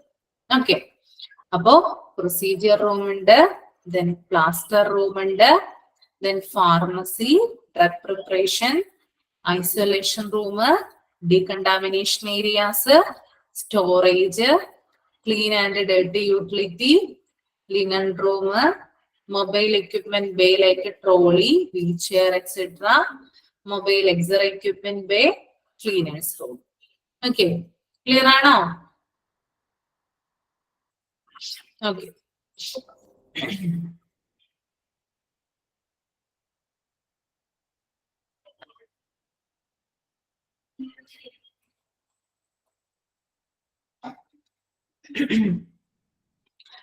ദെൻ നമുക്ക് പേഷ്യന്റിന്റെ ഫ്ലോ എങ്ങനെയാണെന്ന് നോക്കാം. ഓക്കെ, പേഷ്യന്റ് എമർജൻസി ഡിപ്പാർട്ട്മെന്റിൽ വന്നു കഴിഞ്ഞാൽ അവരുടെ ഒരു ഒഴുക്ക് എങ്ങനെയാണ് ആദ്യം ചെല്ലുന്നത്, പിന്നീട് എന്താണ് സംഭവിക്കുന്നത്, ആ ഒരു ഫ്ലോ ആണ് ഇവിടെ കാണിക്കുന്നത്. ഫസ്റ്റ് തന്നെ ട്രയാജ് ആണ്. ഞാൻ പറഞ്ഞു നേരത്തെ ഡീറ്റെയിൽ ആയിട്ട് ട്രയാജിനെ കുറിച്ച് പറയാനുണ്ടെന്ന് പറഞ്ഞു. അപ്പൊ നമുക്ക് ട്രയാജ് എന്താണെന്ന് നോക്കാം. Triage. All patients should be triaged through a single point. എല്ലാ പേഷ്യൻസിനെയും ഒരൊറ്റ പോയിന്റിലൂടെ കാണുന്നതാണ് ട്രയാജ് എന്ന് പറയുന്നത്. Okay, aim of triage is to sort patient for providing optimum care consistent with their medical need and ensuring efficient utilization of available resources. അതായത് പേഷ്യന്റിനെ sort ചെയ്യുക അല്ലെങ്കിൽ അവരെ ഡിവൈഡ് ചെയ്യുക എന്നുള്ളതാണ് ട്രയാജിന്റെ ലക്ഷ്യം എന്ന് പറയുന്നത്. ഓക്കെ, അപ്പൊ നിങ്ങൾ വിചാരിക്കും എന്താണ് ഈ ട്രയാജ് അല്ലെ? സോർട്ട് ചെയ്യാന്ന് പറഞ്ഞു, അല്ലെങ്കിൽ എന്താ പറയാ, ഡിവൈഡ് ചെയ്യാന്ന് പറഞ്ഞു അല്ലെ? നമ്മൾക്കറിയാം ഈ എമർജൻസി ഡിപ്പാർട്ട്മെന്റിലേക്ക് വരുന്ന പേഷ്യൻസ് എന്ന് പറയുന്നത് ഇമ്മീഡിയറ്റ് ആയിട്ടുള്ള കെയർ ആവശ്യമുള്ള പേഷ്യൻസ് ആണ്. ഓക്കെ, അങ്ങനെ വരുമ്പോൾ അവർക്ക് നമ്മൾക്ക് മുൻഗണന കൊടുക്കണം. ഇപ്പൊ എമർജൻസി ഡിപ്പാർട്ട്മെന്റിൽ വരുന്ന പേഷ്യന്റ് ആണെങ്കിലും ഇപ്പോ പലതരത്തിലുള്ള പേഷ്യന്റും അവിടെയും വരും അല്ലെ. ചില പേഷ്യൻസിന് കാർഡിയാക് അറസ്റ്റ് ആയിരിക്കാം, ചില പേഷ്യൻസ് ആക്സിഡന്റ് ആയിരിക്കാം, ചിലവർക്ക് വേറെ വല്ല പെയിനോ അങ്ങനെയുള്ള കാര്യങ്ങളോ ആയിട്ടായിരിക്കാം ചിലവരെ കൊണ്ടുവരുന്നത്. അങ്ങനെ കൊണ്ടുവരുമ്പോൾ ആദ്യം ആർക്കാണ് പ്രയോറിറ്റി കൊടുക്കേണ്ടത് എന്ന് നിശ്ചയിക്കുന്നതാണ് എന്ത് ട്രയേജ് എന്ന് പറയുന്നത് കേട്ടോ. ആദ്യം ആർക്കാണ് ഇമ്മീഡിയറ്റ് കെയർ കൊടുക്കേണ്ടത്, രണ്ടാമത് ആർക്കാണ് കെയർ കൊടുക്കേണ്ടത്, മൂന്നാമത് ആർക്കാണ്, നാലാമത് ആർക്കാണ് എന്നിങ്ങനെ പ്രയോറിറ്റൈസ് ചെയ്ത് ഡിവൈഡ് ചെയ്യുന്നതിനെയാണ് എന്ത് പറയുന്നത് നമ്മള് ട്രയാജ് എന്ന് പറയുന്നത് കേട്ടോ. ട്രയാജ് എന്ന് പറഞ്ഞാൽ സോർട്ട് ചെയ്യുകയാണ്. പേഷ്യന്റിന്റെ കണ്ടീഷൻ അനുസരിച്ച് ആദ്യം വരുന്ന പേഷ്യന്റിന് ആദ്യം കെയർ കൊടുക്കും. ആദ്യം വരുന്നെന്ന് പറഞ്ഞാൽ അയാളുടെ അവസ്ഥ കണ്ടീഷൻ എന്താണെന്ന് നോക്കും. ക്രിട്ടിക്കൽ ആണെങ്കിൽ അദ്ദേഹത്തിന് ആദ്യത്തെ കെയർ അദ്ദേഹത്തിന് കൊടുക്കും. രണ്ടാമത് വരുന്ന പേഷ്യന്റ് ആദ്യത്തെ പേഷ്യന്റിനേക്കാൾ കുറച്ചും കൂടി എന്താ പറയാ വെയിറ്റ് ചെയ്യാം, അല്ലെങ്കിൽ കുറച്ചും കൂടി കുഴപ്പമില്ല എന്നാണെങ്കിൽ രണ്ടാമത്തെ കെയർ കൊടുക്കും. അതിനുശേഷമാണ് ബാക്കിയുള്ളവർ എന്ത് ചെയ്യാം, കൺസിഡർ ചെയ്യാം. അതാണ് എന്ത് പറയുന്നത് ട്രയേജ് എന്ന് പറയുന്നത്. ക്ലിയർ ആയോ? ട്രയേജ് ക്ലിയർ ആയോ? ഓക്കെ. അതായത് ട്രയേജിന് നമുക്ക് സിമ്പിൾ ആയിട്ട് കുറച്ച് കാര്യങ്ങളും കൂടി നിങ്ങൾക്ക് ഞാൻ തരാം. അപ്പൊ നിങ്ങൾക്ക് ഒന്നും കൂടി അത് ക്ലിയർ ആവും കേട്ടോ, എന്താണ് ട്രയേജ്.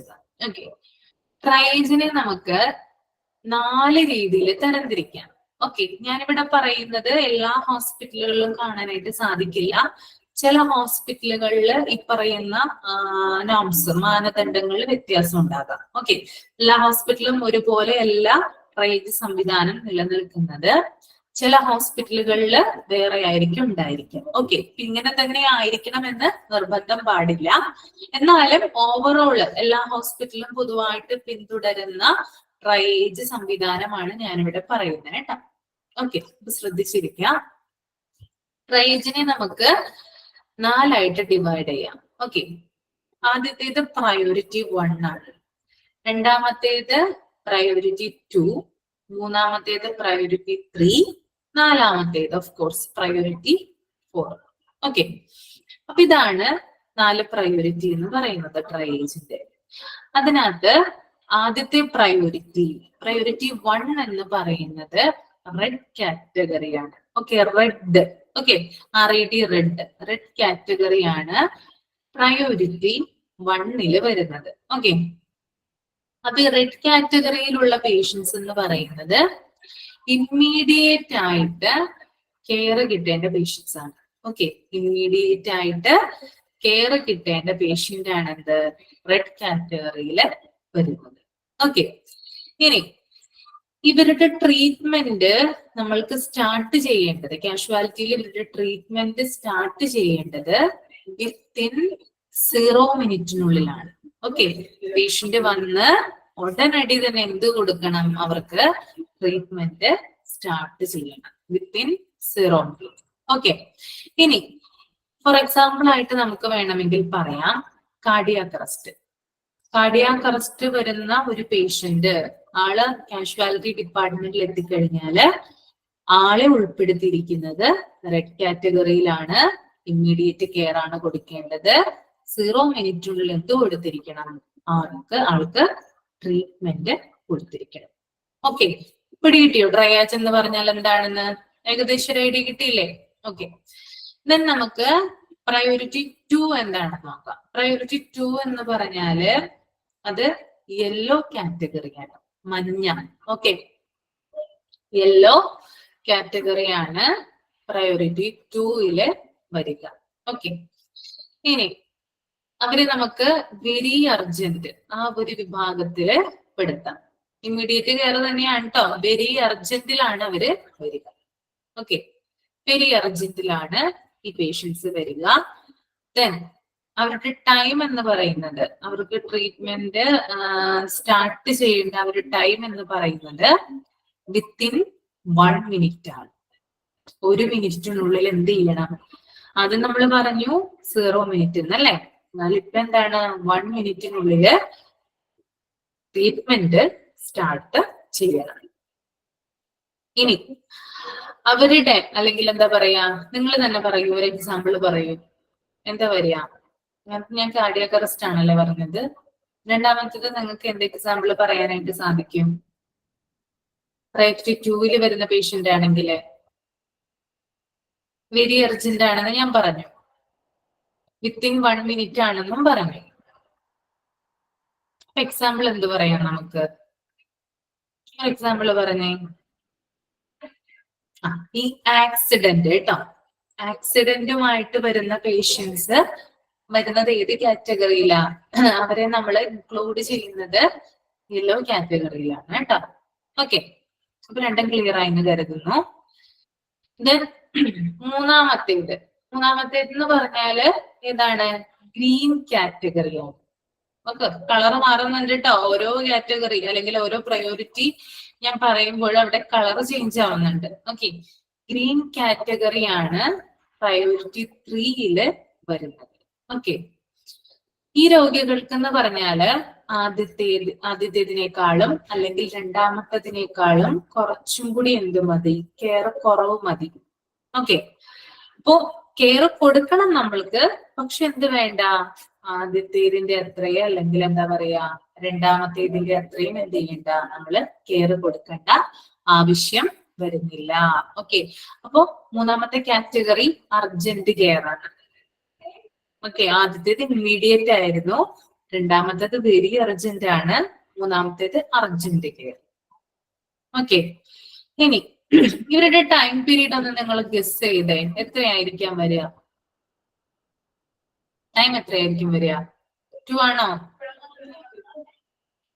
എല്ലാവരും ഒന്ന് ഗസ് ചെയ്തേ. എത്രയായിരിക്കും ടൈം വരിക? ടൈം എത്രയാ വരിക?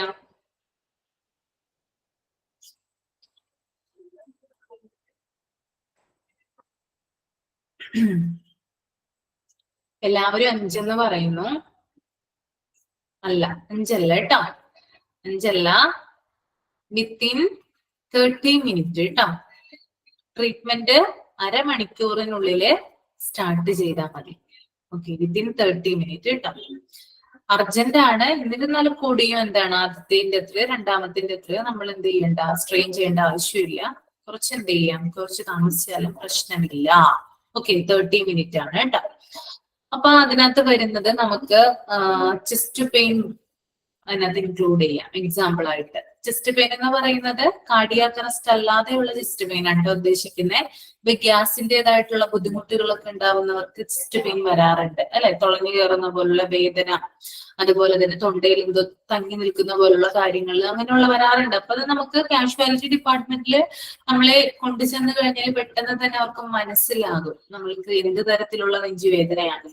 ഇപ്പൊ ഗ്യാസിന്റേതായിട്ടുള്ള ചെസ്റ്റ് പെയിനോ മറ്റോ ഒക്കെ വന്നു കഴിഞ്ഞാൽ പെട്ടെന്ന് തന്നെ അവർക്ക് ക്ലിയർ ആവുക എന്താണ്. അതുകൊണ്ട് അധികം പ്രശ്നമില്ല. അവർക്ക് ആ ഒരു 30 minute കാരണം ചിലപ്പോൾ മറ്റുള്ള രോഗികൾ കാർഡിയാക് അറസ്റ്റോ ആയിട്ടോ ആക്സിഡന്റ് ആയിട്ടോ വന്നിട്ടുണ്ടാവും അവിടെ. അപ്പൊ അവർക്ക് കെയർ കൊടുത്തിട്ട് ഇവർക്ക് കൊടുത്താൽ മതി. അതിനാണ് ട്രയേജ് ഒരുക്കിയിട്ടുള്ളത് കേട്ടോ. അപ്പൊ ചെസ്റ്റ് പെയിൻ, അതുപോലെ തന്നെ അബ്ഡോമിനൽ പെയിൻ, വയറുവേദന. ചില പേഷ്യൻസ് വരാറുണ്ട്, വയറുവേദനയൊക്കെ ആയിട്ട് വരാറുണ്ട്, ഭയങ്കര വയറുവേദന എന്നൊക്കെ പറഞ്ഞ് വരാറുണ്ട് അല്ലെ. അപ്പൊ അങ്ങനെയുള്ള പേഷ്യൻസിനെയൊക്കെ നമ്മൾക്ക് ഏത് കാറ്റഗറിയിൽ പെടുത്താം? ഗ്രീൻ കാറ്റഗറിയിൽ ഉൾപ്പെടുത്താവുന്നതാണ്.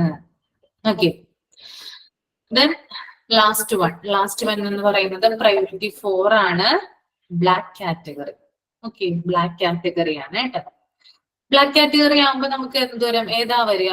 ഏത് കെയറാ വരിക? ആദ്യം ഞാൻ പറഞ്ഞ ഇമ്മീഡിയറ്റ് കെയർ, രണ്ടാമത്തത് വെരി അർജന്റ്, മൂന്നാമത്തത് അർജന്റ് കെയർ, നാലാമത്തത് ഏതാ പറയാ? ഒന്ന് കമന്റ് ചെയ്തേ. നാലാമത്തെ നമുക്ക് ഏതിൽ പെടുത്താം? നാലാമത്തേത് ഏത് കെയറിൽ പെടുത്താം? ആദ്യത്തേത് 3 വെച്ച് നോക്കുമ്പോ നാലാമത്തേത് എന്തായിരിക്കും അതിന്റെ സാധ്യത?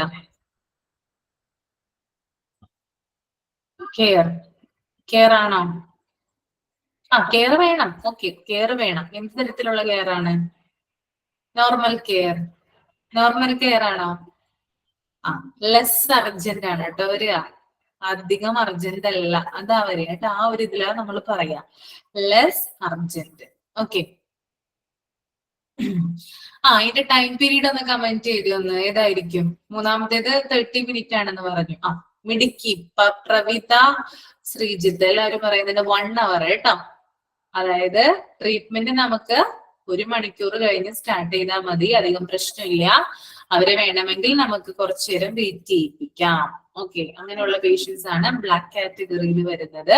അപ്പൊ എക്സാമ്പിൾ ആയിട്ട് നമുക്ക് വേണമെങ്കിൽ മൈൽഡ് ഹെഡ് ഏക്ക് അതിന് കൊടുക്കാവുന്നതാണ് കേട്ടോ. അതായത് അധികം എന്താ പറയാ, അധികം പ്രശ്നമില്ലാത്ത തലവേദന, മൈഗ്രെയിൻ പോലുള്ള തലവേദനകളൊക്കെ എന്തിൽ വരുത്താവുന്നതാണ്, ഈ ഒരു ഇതിനകത്ത് നമുക്ക് ഉൾക്കൊള്ളിക്കാവുന്നതാണ്. ഓക്കെ, അപ്പൊ ഇത്രയുമാണ് ഇത് ട്രയേജ് എന്ന് പറയുന്ന ആ സംവിധാനത്തെ കുറിച്ച് നമുക്ക് പഠിക്കാനായിട്ടുള്ളത്.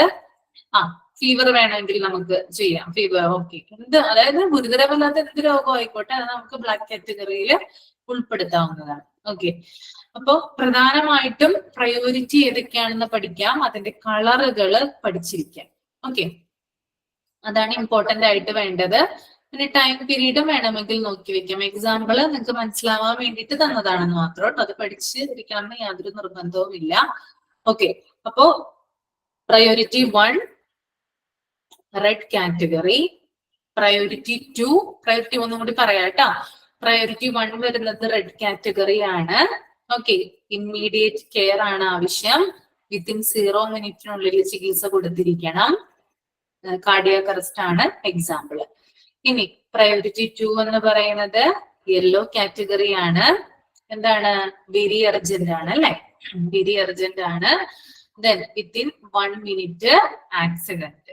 ദെൻ പ്രയോറിറ്റി 3 ഏതാണ്, ഗ്രീൻ കാറ്റഗറി ആണ്, അർജന്റ് കെയർ ആണ്, വിത്തിൻ 30 മിനിറ്റ് ആണ്. എന്താണ് നമുക്ക് എക്സാമ്പിൾ ആയിട്ട് കൊടുക്കുക, chest or abdominal pain. Last 1 is ഏതാണ്, ബ്ലാക്ക് കാറ്റഗറി ആണ്, ലെസ് അർജന്റ് ആണ്, വിത്തിൻ 1 അവർ അല്ലെ, 60 മിനിറ്റിനുള്ളിൽ 60 മിനിറ്റിനുള്ളിൽ ട്രീറ്റ്മെന്റ് കൊടുത്താൽ മതി. മൈൽഡ് ഹെഡ് ഏക്ക് ആണ് എക്സാമ്പിൾ ആയിട്ട് വരുന്നത്. ഓക്കെ, ഇപ്പൊ ട്രയേജ് ക്ലിയർ ആയോ? ഇങ്ങനെയാണ് ട്രയേജ് സംവിധാനം ഒരുക്കിയിരിക്കുന്നത് കേട്ടോ. ആ രോഗത്തിന്റെ കണ്ടീഷൻ അനുസരിച്ചിട്ടാണ് നമ്മൾക്ക് ആളുകൾക്ക് ട്രയേജ് നോക്കുക. ഓക്കെ,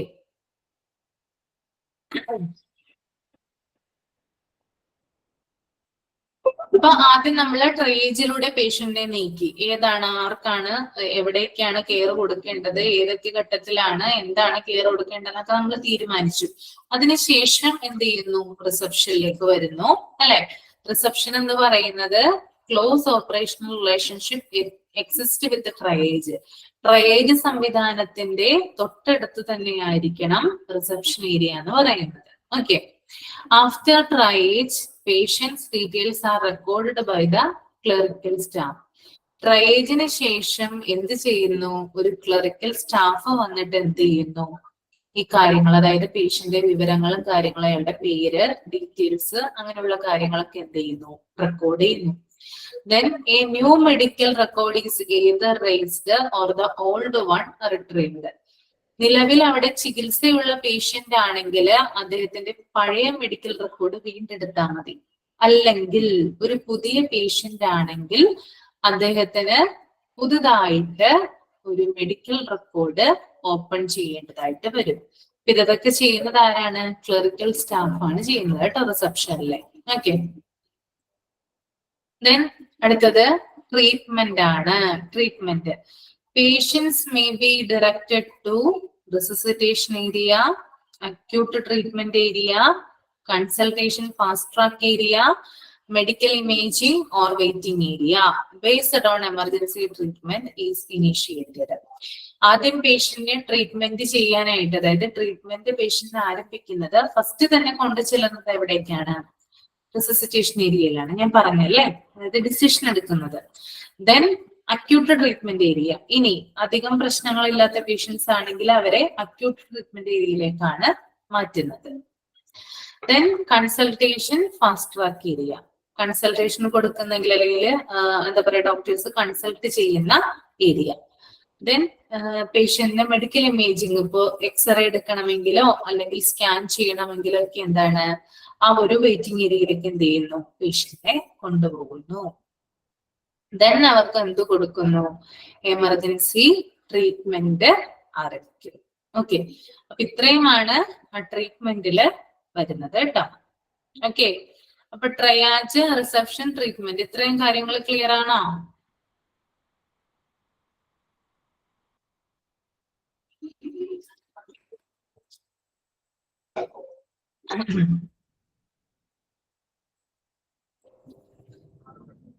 ദെൻ അടുത്ത സ്റ്റെപ്പ് റീവാലുവേഷൻ ആണ്. ഈ ട്രീറ്റ്മെന്റും കാര്യങ്ങളും പേഷ്യന്റിൽ ചെയ്തതിന് ശേഷം ഒരു ഫിസിഷ്യൻ എന്ന് പറഞ്ഞാല് എമർജൻസി ഡിപ്പാർട്ട്മെന്റ് ഫിസിഷ്യൻ ആണ്. അതായത് മെഡിക്കൽ എമർജൻസി ആ ഒരു ഇതില്, അതായത് ആ ഒരു എന്താ പറയാ പർട്ടിക്കുലർ ആ ഒരു ഡിഗ്രിയിൽ MD ഒക്കെ ചെയ്തിട്ടുള്ളവര്, അതായത് MBBS കഴിഞ്ഞ് എമർജൻസി ഡിപ്പാർട്ട്മെന്റില് മാത്രം എന്താ പറയാ അതിനു വേണ്ടി മാത്രം പഠിച്ചിറങ്ങിയിട്ടുള്ള ആളുകൾ, അങ്ങനെയുള്ള ഡോക്ടേഴ്സ് ആണ് ഫിസിഷ്യൻ എന്ന് പറയുന്നത്. അദ്ദേഹം വന്ന് പേഷ്യന്റിന്റെ കണ്ടീഷൻ നോക്കുന്നു. ഓക്കെ, പേഷ്യന്റ് സ്റ്റേബിൾ ആയോ എന്ന് നോക്കുന്നു. ഇനി അദ്ദേഹത്തിന് ചെയ്തിരിക്കുന്ന ടെസ്റ്റ് റിസൾട്ടിന്റെ ബേസിൽ അദ്ദേഹത്തിന് ട്രീറ്റ്മെന്റ് സ്റ്റാർട്ട് ചെയ്യും. ഓക്കെ, അദ്ദേഹം ചിലപ്പോൾ ഭയങ്കര ഇമ്മീഡിയറ്റ് ആയിട്ടായിരിക്കാം, അല്ലെങ്കിൽ എന്താ പറയാ ഭയങ്കര ക്രിട്ടിക്കൽ ആയിട്ടായിരിക്കാം ആ ഒരു ഹോസ്പിറ്റലിൽ വന്നിട്ടുണ്ടാവുന്നത്. അങ്ങനെയുള്ള ഒരു സമയത്ത് അദ്ദേഹത്തിന് ആവശ്യമായിട്ടുള്ള ട്രീറ്റ്മെന്റ് കൊടുക്കും. അതായത് എന്താ പറയാ ഫസ്റ്റ് എയ്ഡ് പോലുള്ള കാര്യങ്ങൾ ചെയ്തിട്ട് അദ്ദേഹം ഒന്ന് റിക്കവർ ആയതിനു ശേഷം, കുറച്ചു നേരത്തിനുള്ളിൽ ഒന്ന് റിക്കവർ ആയതിനു ശേഷം ഈ ഫിസിഷ്യൻ വന്ന് ഒന്നും കൂടി എന്ത് ചെയ്യുന്നു, റിവാലുവേറ്റ് ചെയ്യുന്നു. ഒന്നും കൂടി അദ്ദേഹത്തിനെ പുനർമൂല്യനിർണ്ണയം നടത്തുന്നു, ഒന്നും കൂടി ചെക്ക് ചെയ്യുന്നു, റീചെക്ക് ചെയ്യുന്നു. അതിനുശേഷം അദ്ദേഹത്തിന്റെ ടെസ്റ്റ് റിസൾട്ടിന്റെ ബേസിൽ അദ്ദേഹത്തിന് ഇനിയുള്ള ട്രീറ്റ്മെന്റ് സ്റ്റാർട്ട് ചെയ്യും. അതാണ് അവിടെ പറയുന്നത് കേട്ടോ. Okay, then discharge based on treatment patient to be removed after stabilization. Patient condition ഒന്ന് സ്റ്റേബിൾ ആയതിനു ശേഷം പേഷ്യന്റ് എന്ത് ചെയ്യാണ്, ഡിസ്ചാർജ് ചെയ്യാണ് ചെയ്യുന്നത്. ഓക്കെ, ഡിസ്ചാർജ് ചെയ്യുന്നത് ഒന്നുകിൽ എങ്ങോട്ടാകാം, ഒന്നുകിൽ എന്താ പറയാ വാർഡിലേക്കാവാം, അല്ലെങ്കിൽ റൂമിലേക്കാവാം, അതുമല്ലെങ്കിൽ വീട്ടിലേക്കാവാം. ഓക്കെ, ഈ 3 തരത്തിലാണ് എന്ത് ചെയ്യുക, ഡിസ്ചാർജ് ചെയ്യുക. സാധാരണ യൂഷ്വലി എമർജൻസി ഡിപ്പാർട്ട്മെന്റിൽ നിന്ന് ആരെയും ഡയറക്റ്റ് ആയിട്ട് വീട്ടിലേക്ക് എന്ത് ചെയ്യാറില്ല, ഷിഫ്റ്റ് ചെയ്യാറില്ല. ഓക്കെ, അതായത് എന്താ പറയാ വാർഡിലേക്കോ അല്ലെങ്കിൽ റൂമിലേക്കോ ഒക്കെയാണ് ചെയ്യുക. ഇനി അങ്ങനെയുള്ള കാര്യങ്ങൾ. അപ്പൊ ഡിസ്ചാർജ് എന്ന് പറയുന്നത് പേഷ്യന്റ് കണ്ടീഷൻ ഒന്ന് സ്റ്റേബിൾ ആയ ശേഷം അദ്ദേഹത്തെ റിമൂവ് ചെയ്യുന്നതാണ് discharge. Then all patients receive a written home care instructions to follow when discharged.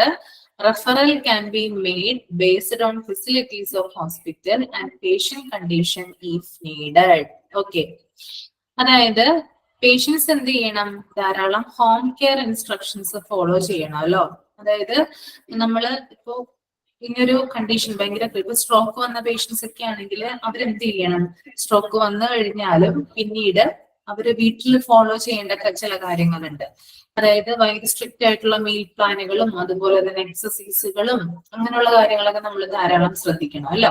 അപ്പൊ ഇതിനെ കുറിച്ചിട്ടൊക്കെ എന്താണ് ഒരു ഇൻസ്ട്രക്ഷൻസ് പേഷ്യൻസ് കൊടുക്കും. ഓക്കെ, റിട്ടേൺ ആയിട്ടാണ് എന്ത് ചെയ്യുന്നത്, ഇൻസ്ട്രക്ഷൻസ് എഴുതി കൊടുക്കുന്നത്. ഓക്കെ, ഇനി ചില പേഷ്യൻസിനെ ഡിസ്ചാർജ് ചെയ്യുന്നത് വീട്ടിലേക്കായിരിക്കണം എന്നില്ല. അവരെ ചിലപ്പോൾ ഹോസ്പിറ്റലിന്റെ സൗകര്യങ്ങൾക്കനുസരിച്ചോ അല്ലെങ്കിൽ എന്താ പറയാ രോഗിയുടെ അവസ്ഥയനുസരിച്ചോ ചിലപ്പോ മറ്റു ഹോസ്പിറ്റലിലേക്ക് എന്ത് ചെയ്യും, റെഫർ ചെയ്യും. അങ്ങനെയും വരാറുണ്ട്. അപ്പൊ എന്ത് തന്നെയായാലും ആ പേഷ്യന്റിന് വേണ്ടിയിട്ടുള്ള ഹോം കെയർ ഇൻസ്ട്രക്ഷൻസ് നമ്മൾ കൊടുത്തിരിക്കണം എന്നാണ് പറയുന്നത്. ഓക്കെ, 2 തരത്തിലുണ്ട് റെഫറിങ്. ഒന്ന് റെഫർ ഔട്ട് ആണ്, രണ്ടാമത്തെ റെഫർ ഇൻ ആണ്. റെഫർ ഔട്ട് എന്ന് പറയുന്നത് ഒരു ഹോസ്പിറ്റലിൽ നിന്ന് മറ്റൊരു ഹോസ്പിറ്റലിലേക്ക് രോഗിയെ കൊണ്ടുപോകുന്നതാണ് എന്ത്, റെഫർ ഔട്ട് എന്ന് പറയുന്നത്. ഇനി റെഫർ ഇൻ എന്ന് പറഞ്ഞാല് ഒരു ഹോസ്പിറ്റലിൽ നിന്ന് മറ്റൊരു ഹോസ്പിറ്റലിലേക്ക് കൊണ്ടുവരുന്നതാണ് എന്ത്, റെഫർ ഇൻ എന്ന് പറയും. ഓക്കെ, അപ്പൊ ഇത്തരത്തിലാണ് എന്ത് ചെയ്യുന്നത്, പേഷ്യന്റിനെ ഡിസ്ചാർജ് ചെയ്യും. ഓക്കെ, ക്ലിയർ ആണോ?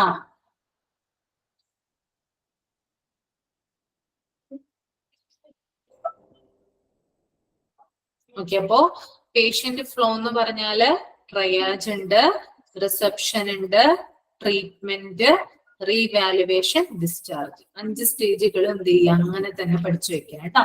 ഇമ്പോർട്ടന്റ് ആണ് കേട്ടോ. ദെൻ നമുക്കിനി നോക്കാനുള്ളത് എമർജൻസി ഡിപ്പാർട്ട്മെന്റ് വർക്ക് ഫോഴ്സ്. ആരൊക്കെയാണ് എമർജൻസി ഡിപ്പാർട്ട്മെന്റില് ജോലി ചെയ്യുന്നവര്, ഏതൊക്കെയാണ് ആൾക്കാർ കേട്ടോ, ഒന്ന് നോക്കാം. അവിടെ ജോലി ചെയ്യുന്ന ആദ്യത്തെ പേഴ്സൺ എന്ന് പറയുന്നത് CMO ആണ്. CMO എന്ന് പറഞ്ഞാല് കാഷ്വാലിറ്റി മെഡിക്കൽ ഓഫീസർ ആണ് CMO ആയിട്ട് വരിക. ഓക്കെ, കാഷ്വാലിറ്റി മെഡിക്കൽ ഓഫീസർ ആണ് CMO എന്ന് പറയുന്നത്. ആ ഒരു ഡിപ്പാർട്ട്മെന്റിന്റെ സൂപ്പർവിഷൻ, ആ ഒരു ഡിപ്പാർട്ട്മെന്റ് കൈകാര്യം ചെയ്യുന്നത്, മാനേജ് ചെയ്യുന്നതൊക്കെ ആരാണ്? ആരുടെ സൂപ്പർവിഷനിലാണ്? CMOയുടെ, അതായത് കാഷ്വാലിറ്റി മെഡിക്കൽ ഓഫീസറുടെ സൂപ്പർവിഷനിലാണ് അവിടുത്തെ കാര്യങ്ങൾ മാനേജ് ചെയ്തു പോകുന്നത്. ഏറ്റവും ടോപ്പിൽ നിൽക്കുന്ന ആളെന്ന് പറയുന്നത് അവിടെ CMO ആണ്. Okay, then consultant should be available. അതായത് എമർജൻസി ഡിപ്പാർട്ട്മെന്റിൽ ക്വാളിഫൈഡ് ആയിട്ടുള്ള ഡോക്ടേഴ്സിനെ നമുക്ക് അവിടെ കാണാനായിട്ട് സാധിക്കും. ദെൻ മൂന്നാമത്തേത് RN with trained EMT at triage section. RN എന്ന് പറഞ്ഞാല് രജിസ്ട്രേഡ് അല്ല, ചീഫ് മെഡിക്കൽ ഓഫീസർ നമ്മുടെ അഡ്മിനിസ്ട്രേറ്റീവ് ഏരിയയിൽ വരുന്നതാണ്. ഇത് കാഷ്വാലിറ്റി മെഡിക്കൽ ഓഫീസർ ആണ്. എമർജൻസി ഡിപ്പാർട്ട്മെന്റിൽ CMO എന്ന് പറഞ്ഞാൽ കാഷ്വാലിറ്റി മെഡിക്കൽ ഓഫീസർ ആണ് കേട്ടോ. ഓക്കെ, ചീഫ് മെഡിക്കൽ ഓഫീസർ വേറെ, കാഷ്വാലിറ്റി മെഡിക്കൽ ഓഫീസർ വേറെ, രണ്ട് തരത്തിലാണുള്ളത്. ഓക്കെ, മനസ്സിലായോ? അതിന്റെ കൺഫ്യൂഷൻ വേണ്ട കേട്ടോ. എമർജൻസി ഡിപ്പാർട്ട്മെന്റിൽ CMO എന്ന് പറഞ്ഞാല് കാഷ്വാലിറ്റി മെഡിക്കൽ ഓഫീസർ ആണ്. ഓക്കെ, ഇനി RN എന്ന് പറയുന്നുണ്ട് ഇവിടെ.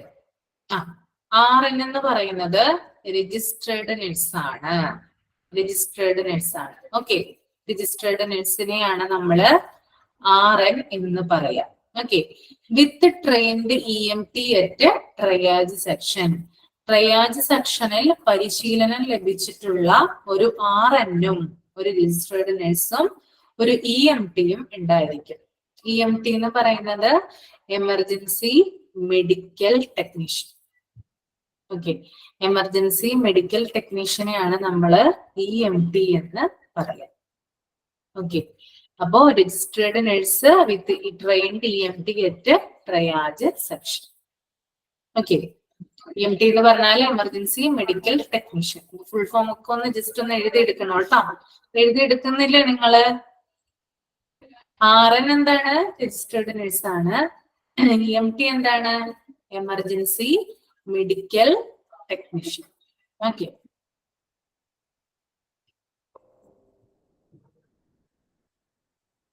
ദെൻ സ്കിൽഡ് ആയിട്ടുള്ള ഒരു നഴ്സിംഗ് ടീം ഉണ്ടാകും. അതായത് നമുക്കറിയാം വളരെയധികം സ്കില്ലുകൾ വേണ്ടിയിട്ടുള്ള ഒരു ഡിപ്പാർട്ട്മെന്റ്, അതായത് സ്കിൽഡ് ആയിട്ടുള്ള ആളുകൾ ജോലി ചെയ്യുന്ന ഡിപ്പാർട്ട്മെന്റ് ആണ് എമർജൻസി ഡിപ്പാർട്ട്മെന്റ്. ഹോസ്പിറ്റലിലെ മറ്റ് ഡിപ്പാർട്ട്മെന്റുകൾ പോലെയല്ല, അടിയന്തരമായിട്ട് എന്ത് വേണം?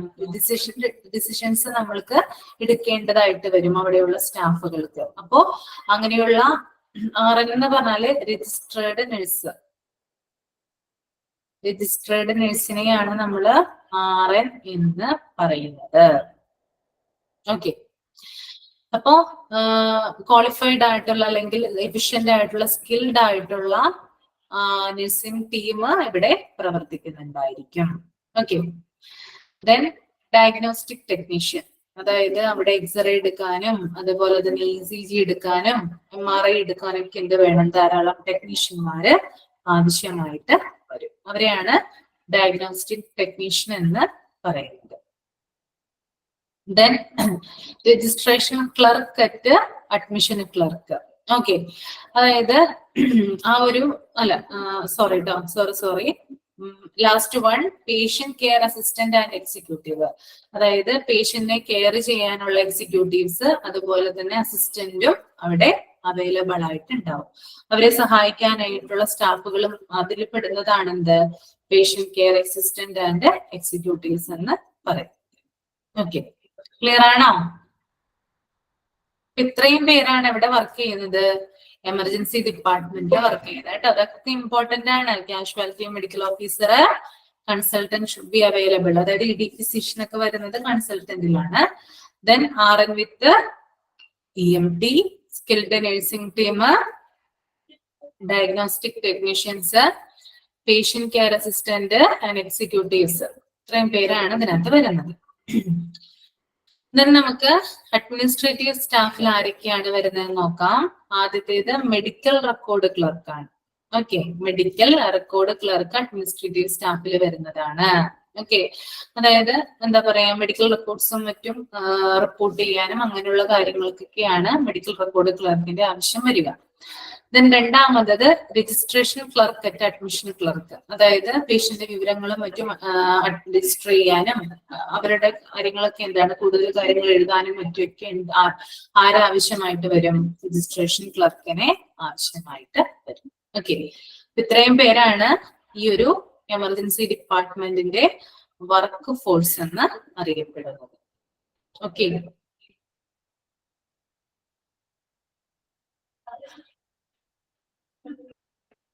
ഇത്ര എടുത്തതില് എന്തെങ്കിലും ഡൗട്ട് ഉണ്ടോ? ഇനി ഇത്ര എടുത്തതിൽ എന്തെങ്കിലും ഡൗട്ടും കാര്യങ്ങളും ഉണ്ടോ? ഇല്ല. ഓക്കെ,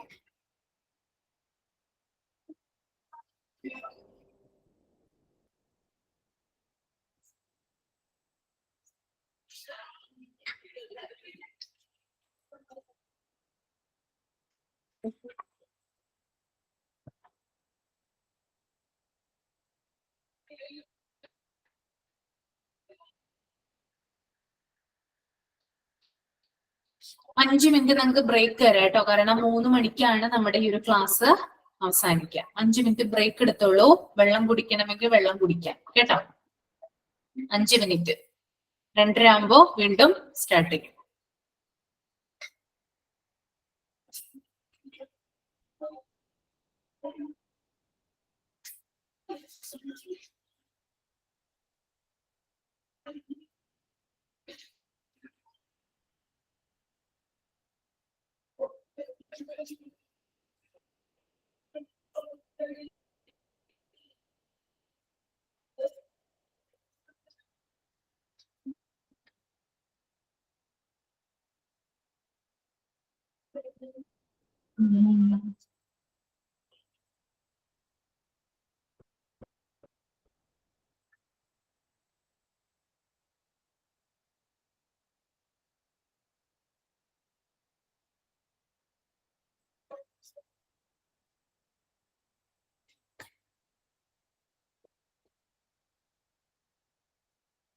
EMT എന്ന് പറഞ്ഞാല് എമർജൻസി മെഡിക്കൽ ടെക്നീഷ്യൻ ആണ് കേട്ടോ, EMT.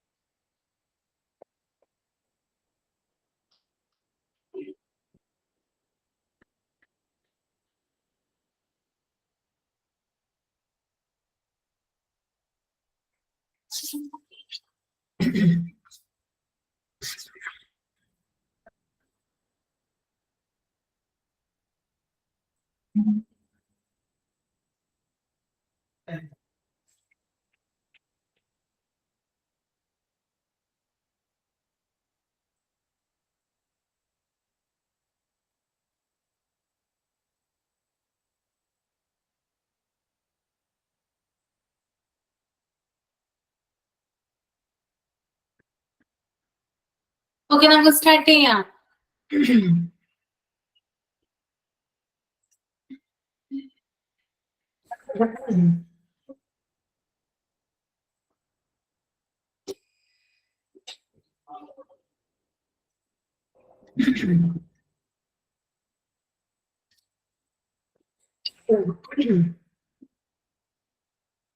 ഓക്കെ, ഇനി നമുക്ക് നോക്കാനുള്ളത് റെക്കോർഡുമായി ബന്ധപ്പെട്ടിട്ടുള്ള കാര്യങ്ങളാണ്. അതായത് ഈ ഒരു ആക്സിഡന്റ് ആൻഡ് എമർജൻസി ഡിപ്പാർട്ട്മെന്റില് സൂക്ഷിക്കേണ്ട ചില റെക്കോർഡ്സ് ഉണ്ട്, ഒന്ന് നോക്കാം.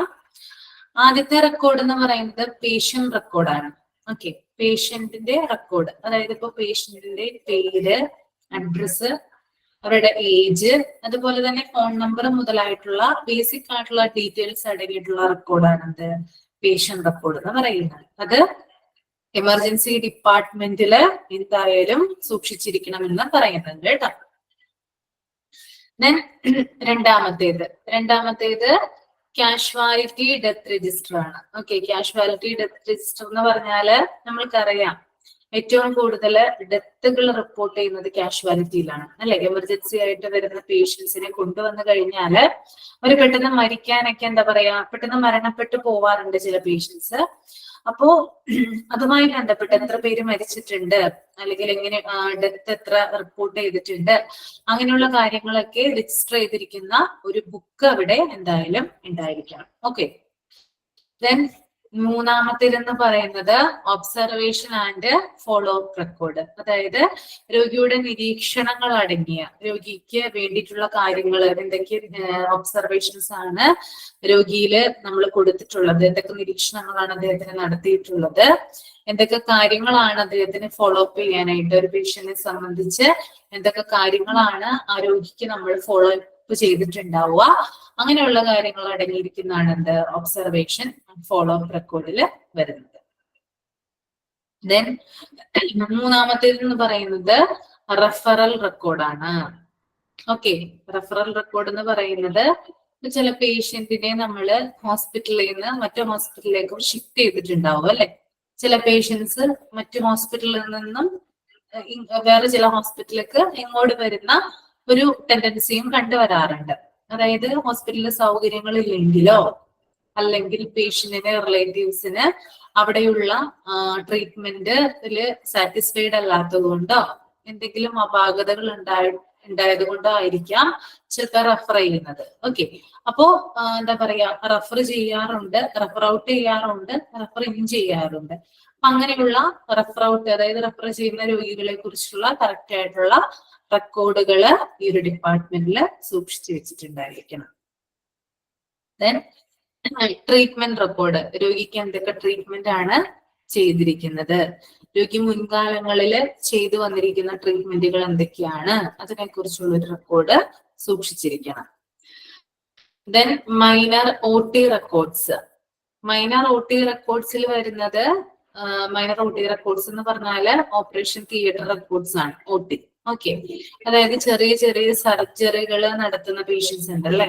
മേജർ ആയിട്ടുള്ള സർജറി അല്ലാതെ മൈനർ ആയിട്ട് ചില പേഷ്യൻസിന് എന്ത് ചെയ്യാറുണ്ട്, സർജറീസ് ചെയ്യാറുണ്ട്. ഓക്കെ, അപ്പൊ എന്ത് ചെയ്യാം, അപ്പൊ അങ്ങനെയുള്ള പേഷ്യന്റ് ആണെങ്കിൽ അവരുടെ റെക്കോർഡ്, ഇപ്പൊ മൈനർ ആയിട്ട് ഇപ്പൊ മൈനർ സർജറി ചെയ്തിട്ടുള്ള പേഷ്യന്റ് ആണെങ്കിൽ അവരുടെ റെക്കോർഡ് കാര്യങ്ങൾ എന്ത് ചെയ്യണം, സൂക്ഷിച്ച് വെച്ചിട്ടുണ്ടായിരിക്കും.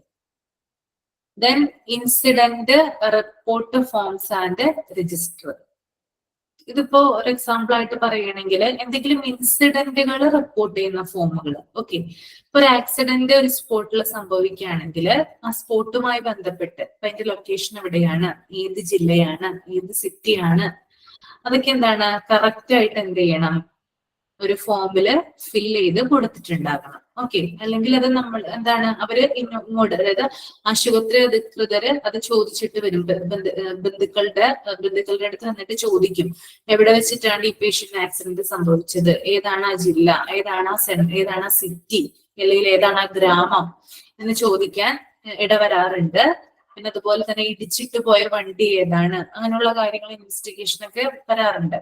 അപ്പൊ അതുമായി ബന്ധപ്പെട്ടിട്ടുള്ള ഇൻസിഡന്റ് ഫോം, അതായത് ഈ ലൊക്കേഷനും കാര്യങ്ങളൊക്കെ കൃത്യമായിട്ട് റിപ്പോർട്ട് ചെയ്യാൻ വേണ്ടിയിട്ട് ഒരു ഫോം ഉണ്ട്. അതിന്റെ രജിസ്റ്ററും കാര്യങ്ങളൊക്കെ എവിടെ ഉണ്ടായിരിക്കണം, ഈ ഒരു ഡിപ്പാർട്ട്മെന്റില് ഉണ്ടായിരിക്കണം. ഓക്കെ, അപ്പൊ ആദ്യത്തെ ഞാൻ പറഞ്ഞു പേഷ്യന്റ് റെക്കോർഡാണ്. പേഷ്യന്റ് എല്ലാ തരത്തിലുള്ള റെക്കോർഡ്, അതായത് പേര്, അഡ്രസ്, അങ്ങനെയുള്ള കാര്യങ്ങൾ, ബേസിക് ഡീറ്റെയിൽസ് ഇതിനകത്ത് ഉണ്ടായിരിക്കണം. രണ്ടാമത്തത് കാഷ്വാലിറ്റി ഡെത്ത് രജിസ്റ്റർ, എത്ര പേര് ആ ഒരു ഡിപ്പാർട്ട്മെന്റിൽ മരണപ്പെട്ടിട്ടുണ്ട്, അതിന്റെ ആ ഒരു റേഷ്യോ നമുക്ക് അറിയാൻ വേണ്ടിയിട്ട്, ഒരു പെർസെന്റേജ് എത്രയാണെന്ന് അറിയാൻ വേണ്ടിയിട്ടാണ് നമ്മൾ സൂക്ഷിക്കുന്നത്.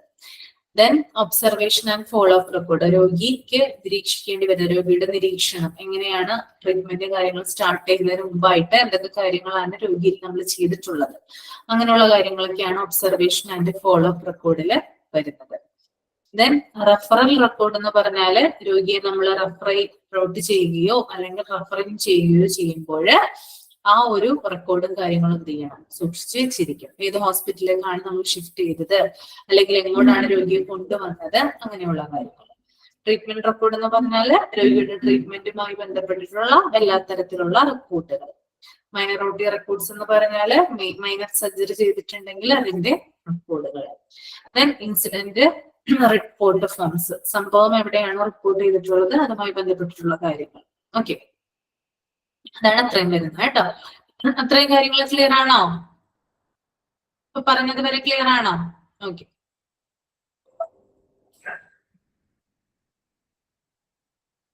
ദെൻ അടുത്തത് attendance register of all categories of staff, അതായത് എല്ലാ വിഭാഗം ജീവനക്കാരുടെയും അറ്റൻഡർ രജിസ്റ്റർ എവിടെ സൂക്ഷിച്ചു വെച്ചിട്ടുണ്ടായിരിക്കണം, ഈ ഒരു ഡിപ്പാർട്ട്മെന്റിൽ നമ്മള് കീപ്പ് ചെയ്ത് വെക്കണം കേട്ടോ.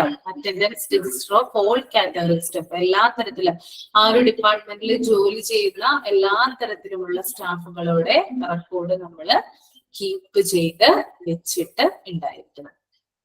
ദെൻ അടുത്തത് register of duty doctors, specialist etcetera. അതുപോലെ തന്നെ അവിടെ ഡ്യൂട്ടിയിലുള്ള ഡോക്ടേഴ്സിന് സെപ്പറേറ്റ് ആയിട്ടുള്ള രജിസ്റ്റർ വേണം. അതുകൂടാതെ അവിടെ വരുന്ന ചില ഡോക്ടർമാരുണ്ട് മറ്റു ചില ഹോസ്പിറ്റലിൽ നിന്ന് ഈ ഒരു ഹോസ്പിറ്റലിലേക്ക് സേവനം അനുഷ്ഠിക്കാനായിട്ട് വരുന്ന ചില ഡോക്ടേഴ്സ് ഉണ്ട്. അവർക്ക് സെപ്പറേറ്റ് ആയിട്ടുള്ള ഒരു റെക്കോർഡ് അല്ലെങ്കിൽ ഒരു അറ്റൻഡൻസ് രജിസ്റ്റർ നമ്മൾ സൂക്ഷിച്ചിട്ടുണ്ടായിരിക്കണം.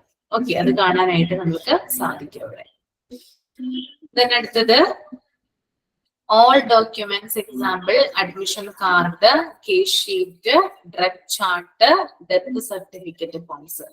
അതുപോലെ തന്നെ രോഗിയുടെ അഡ്മിഷൻ കാർഡുമായി ബന്ധപ്പെട്ടിട്ടുള്ള എന്താ പറയാ ഡോക്യുമെന്റ്സ്, അഡ്മിഷൻ കാർഡുമായി ബന്ധപ്പെട്ടിട്ടുള്ള, അതായത് രോഗി ആ ഒരു ഹോസ്പിറ്റൽ അല്ലെങ്കിൽ ആ ഒരു ഡിപ്പാർട്ട്മെന്റിൽ അഡ്മിറ്റ് ആണെങ്കിൽ അതുമായി ബന്ധപ്പെട്ടിട്ടുള്ള അഡ്മിഷൻ കാർഡുകള് അവർക്ക് കൊടുക്കാൻ വേണ്ടിയിട്ടുള്ള, അതുപോലെ തന്നെ കേസ് ഷീറ്റുകള്, ദെൻ ഡ്രഗ് ചാർട്ട് എന്ന് പറയുമ്പോൾ രോഗിക്ക് നമ്മൾ കൊടുക്കുന്ന മരുന്നുകളുടെ ഒരു വിശദീകരണമാണ് ഡ്രഗ് ചാർട്ട് എന്ന് പറയുന്നത് കേട്ടോ. അതിന്റെ ഒരു എക്സ്പ്ലനേഷൻ ആണ്. Then death certificate forms. കാഷ്വാലിറ്റിയിലാണ് കൂടുതൽ പേരും മരിക്കാനായിട്ട് ഇടവരുന്നത് അല്ലെ. ഏറ്റവും കൂടുതൽ ആളുകൾ മരിക്കുന്നത് കാഷ്വാലിറ്റിയിൽ വെച്ചിട്ടാണ്. അങ്ങനെ മരിക്കുമ്പോൾ അവിടെ വെച്ചിട്ടാണ് നമ്മൾക്ക് എന്ത് തരുന്നത്? ഇൻ കേസ് നമ്മുടെ ഇപ്പൊ പേഷ്യന്റിന്റെ കൂടെയുള്ള റിലേറ്റീവ്സ് ആരെങ്കിലും അല്ല പേഷ്യന്റിന്റെ റിലേറ്റീവ്സിന് ആർക്കെങ്കിലും എന്ത് കൊടുക്കും? ഈ ഒരു ഡെത്ത് സർട്ടിഫിക്കറ്റ് ഫോം കൊടുക്കാറുണ്ട്. ഓക്കെ, പേഷ്യന്റ് കാഷ്വാലിറ്റിയിൽ വെച്ച് മരിക്കുമ്പോൾ പേഷ്യന്റ് എന്ത് കൊടുക്കുന്നുണ്ട്? പേഷ്യന്റ് റിലേറ്റീവ്സിന് ഡെത്ത് സർട്ടിഫിക്കറ്റ് ഫോം കൊടുക്കും. ആ ഫോം അവരെന്ത് ചെയ്യും? അവിടെ ഫില്ല് ചെയ്ത് കൊടുക്കാറുണ്ട്. അങ്ങനെ ഫില്ല് ചെയ്ത് കൊടുക്കുമ്പോഴാണ് അവിടെ നിന്ന് നേരെ എങ്ങോട്ട് പോകുന്നത്? നമ്മുടെ പഞ്ചായത്തുകളിലേക്കും മുനിസിപ്പാലിറ്റികളിലേക്കും ഈ ഒരു ഇത് ചെല്ലുന്നത്.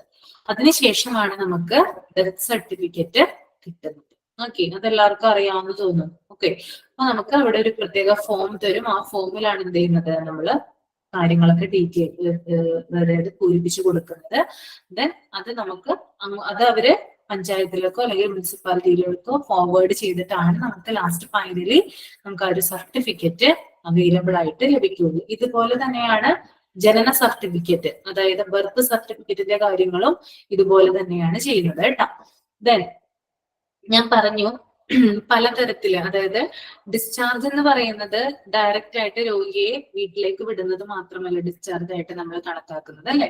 പകരം റൂമിലേക്ക് അല്ലെങ്കിൽ വാർഡുകളിലേക്കൊക്കെ വിടുന്നത് എന്ത് തന്നെയാണ്? അതൊക്കെ ഡിസ്ചാർജ് ആയിട്ട് തന്നെയാണ് നമ്മൾ കാൽക്കുലേറ്റ് ചെയ്യുന്നത്. ഇനി രോഗി കാഷ്വാലിറ്റിയിൽ വെച്ച് മരിക്കുകയാണെങ്കിലോ അല്ലെങ്കിൽ ഹോസ്പിറ്റലിൽ വെച്ച് മരിക്കുകയാണെങ്കിലോ ഒക്കെ രണ്ടും ഒന്ന് തന്നെയാണ്. എന്നാലും ഡിപ്പാർട്ട്മെന്റുകൾ വേറെ ആയിരിക്കുമല്ലോ. ചില പേഷ്യൻസ് വാർഡിൽ വെച്ച് മരിക്കാം, ചില പേഷ്യൻസ് കാഷ്വാലിറ്റിയിൽ വെച്ച് മരിക്കാം. അപ്പൊ അങ്ങനെ മരിക്കുമ്പോൾ രോഗിയെ അവിടെ നിന്ന് വിട്ട്, അതായത് രോഗിയുടെ ഡെഡ് ബോഡി പേഷ്യന്റ് റിലേറ്റീവ്സിന് നമ്മൾ വിട്ടുകൊടുക്കുമ്പോഴും അതിനെയും എന്ത് തന്നെയാണ് പറയുന്നത്? അതിനെയും നമ്മള് ഡിസ്ചാർജ് എന്ന് തന്നെയാണ് പറയുന്നത് കേട്ടോ. അതൊന്നും നിങ്ങൾ ഓർത്തു വെക്കുക.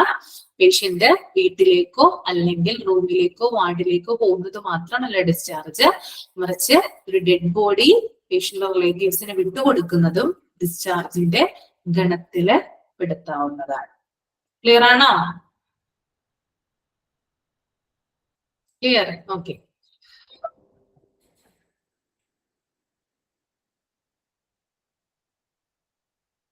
ദെൻ അടുത്തൊന്ന് ശ്രദ്ധിച്ചിരിക്കുക കേട്ടോ. MLC record with all diagnostic and investigation results and kept under lock and key under CMO casualty. Okay, അതായത് കാഷ്വാലിറ്റിയിലുള്ള CMOയുടെ അണ്ടറിലായിരിക്കും MLCയുമായി ബന്ധപ്പെട്ടിട്ടുള്ള എല്ലാവിധ അന്വേഷണങ്ങളും അതുമായി ബന്ധപ്പെട്ടിട്ടുള്ള റിപ്പോർട്ടുകളും സൂക്ഷിച്ച് വെക്കേണ്ടത്. ഓക്കെ, അപ്പൊ നേരത്തെ ഞാൻ പറഞ്ഞു CMO എന്തായിരുന്നു? ഒന്ന് കമന്റ് ചെയ്തേ. എന്താണ് CMO കാഷ്വാലിറ്റിയിലെ? ഇവിടെ സ്പെല്ലിംഗ് എറർ വന്നിട്ടുണ്ട് കേട്ടോ. കാഷ്വലി എന്നാണ് കൊടുത്തിരിക്കുന്നത്, കാഷ്വാലിറ്റി എന്നാണ് കറക്റ്റ് വരിക. എന്താണ് CMO? കമന്റ് ചെയ്ത് വന്നു. CMO എന്താ? കാഷ്വാലിറ്റി മെഡിക്കൽ ഓഫീസർ അല്ലെ. അപ്പോ ഇവിടെ പറയുന്നത് MLCയുമായി ബന്ധപ്പെട്ടിട്ടുള്ള എല്ലാവിധ അന്വേഷണങ്ങളും അല്ലെങ്കിൽ അതുമായി ബന്ധപ്പെട്ടിട്ടുള്ള എല്ലാവിധ റിപ്പോർട്ടുകളും സൂക്ഷിച്ചു വെക്കേണ്ടത് CMO ആണ്. അദ്ദേഹത്തിന്റെ അണ്ടറിലായിരിക്കണം അത് സ്റ്റോർ ചെയ്ത് അല്ലെങ്കിൽ അത് കീപ്പ് ചെയ്യേണ്ട അതിന്റെ ലോക്ക് എന്ന് പറയുന്നത് ഇദ്ദേഹത്തിന്റെ കയ്യിലായിരിക്കണം എന്ന് പറയുന്നുണ്ട്. അപ്പൊ നമുക്ക് നോക്കാം എന്താണ് MLC അല്ലെ. MLC നിങ്ങൾ കേട്ടിട്ടുണ്ടോ? MLC കേട്ടിട്ടുണ്ടോ? ഇല്ല, കേട്ടിട്ടില്ല. MLC ഇതുവരെ കേട്ടിട്ടില്ല അല്ലെ. MLC എന്ന് പറയുന്നത് മെഡിക്കോ ലീഗൽ കേസിനെയാണ് നമ്മൾ എന്ത് പറയുന്നത്? MLC എന്ന് പറയുന്നത്. ഓക്കെ, അപ്പൊ മെഡിക്കോ ലീഗൽ കേസുമായി ബന്ധപ്പെട്ടിട്ടുള്ള എല്ലാവിധ അന്വേഷണങ്ങളും അല്ലെങ്കിൽ എന്താ പറയാ അതിന്റെ റിപ്പോർട്ടുകളും സൂക്ഷിക്കേണ്ടത് ആരാണ്? അത് CMO ആണ്. ഓക്കെ, ഇവിടെ താഴെ കൊടുത്തിട്ടുണ്ട് medico legal cases like accident and trauma, assault, rape, poisoning, unconscious brought death should be stamped as MLC. Medical legal കേസുകളായ ആക്സിഡന്റ്, ട്രോമ, ഓക്കെ, അതുപോലെ തന്നെ അസാൾട്ട് എന്ന് പറയുന്നത് ആക്രമണങ്ങള്. ഓക്കെ, അപ്പോ ആക്സിഡന്റ് സംഭവിച്ചു വരുന്ന കേസുകളെ നമ്മൾ MLC ആയിട്ട് കണക്കാക്കാറുണ്ട്. അതുപോലെ തന്നെ അസാൾട്ട് ആക്രമണങ്ങൾ ഉണ്ടാവുമ്പോൾ ആക്രമണങ്ങളുമായിട്ട് വരുന്ന പേഷ്യൻസിനെ നമ്മൾ കൊണ്ടുവരുമ്പോഴും അതും എന്ത് ചെയ്യാറുണ്ട്? MLC ആയിട്ട് സ്റ്റാമ്പ് ചെയ്യാറുണ്ട്. ഇനി റേപ്പ്, പീഡനങ്ങൾ അല്ലെ, ഇപ്പൊ അത് 18 years ബിലോ ആവാം അല്ലെങ്കിൽ മുതിർന്നവരാകാം, ആരുമായിക്കൊള്ളട്ടെ, പീഡനത്തിന് ഇരയാവുന്നവരാണെങ്കിൽ അതും എന്തായിട്ട് സ്റ്റാമ്പ് ചെയ്യാറുണ്ട്? MLC ആയിട്ട് സ്റ്റാമ്പ് ചെയ്യാറുണ്ട്. ദെൻ പോയ്സണിങ്, അതായത് വിഷം കൊടുത്ത് അതായത് വിഷ പദാർത്ഥം ഉള്ളിൽ ചെന്നിട്ട് കൊണ്ടുവരുന്ന പേഷ്യൻസും അവരെയും എന്ത് ചെയ്യാറുണ്ട്? MLC ആയിട്ട് സ്റ്റാമ്പ് ചെയ്യാറുണ്ട്. ഇനി അൺകോൺഷ്യസ് ബ്രോഡ് ഡെഡ്, അതായത് ബോധം കിട്ടുക, അതായത് പെട്ടെന്ന് തന്നെ ബോധരഹിതനായിട്ട് മരിച്ചു വീണാല്, അങ്ങനെ മരണപ്പെട്ടു കൊണ്ടുവന്നു കഴിഞ്ഞാല് അതും എന്ത് ചെയ്യാറുണ്ട്? MLC ആയിട്ട് സ്റ്റാമ്പ് ചെയ്യാറുണ്ട്. ഓക്കെ, അപ്പോ മെഡിക്കൽ ലീഗൽ കേസിനെയാണ് നമ്മൾ MLC എന്ന് പറയുന്നത്. ഞാൻ നിങ്ങൾക്ക് ഇത് മനസ്സിലാവാനായിട്ട് ഒരു ഉദാഹരണം പറഞ്ഞു തരട്ടെ പെട്ടെന്ന് തന്നെ. എങ്ങനെയാണ് ഇതിന്റെ പ്രൊസീജിയർ എന്ന് പറയട്ടെ? കേൾക്കാൻ റെഡിയാണോ? ഓക്കെ, ബോറൊന്നും അടിക്കുന്നില്ലല്ലോ, തുടർച്ചയാണ്, കുറച്ചു നേരമായി നമ്മളിങ്ങനെ പറഞ്ഞുകൊണ്ടിരിക്കുന്നു. ഓക്കെ, അതായത് ഞാൻ ഈ MLC പറയുന്നത് റിയൽ ഇൻസിഡന്റ് ആണ് കേട്ടോ. അതായത് കുറച്ച് നാളുകൾക്ക് മുമ്പ്, കുറച്ച് വർഷങ്ങൾക്ക് മുമ്പ്, അധികം നാളായിട്ടില്ല, കുറച്ച് വർഷങ്ങൾക്ക് മുമ്പ് നടന്ന ഒരു ഇൻസിഡന്റ് ആണ് ഞാൻ ഇവിടെ MLC ആയിട്ട് കണക്ട് ചെയ്യുന്നത്. ഓക്കെ, അതായത് ഒരു ദിവസം ഗവൺമെന്റ് ഹോസ്പിറ്റലിൽ, അത് ഏതാണെന്ന് മെൻഷൻ ചെയ്യുന്നില്ല, ഒരു ജില്ലയിലെ ഒരു ഗവൺമെന്റ് ഹോസ്പിറ്റലില്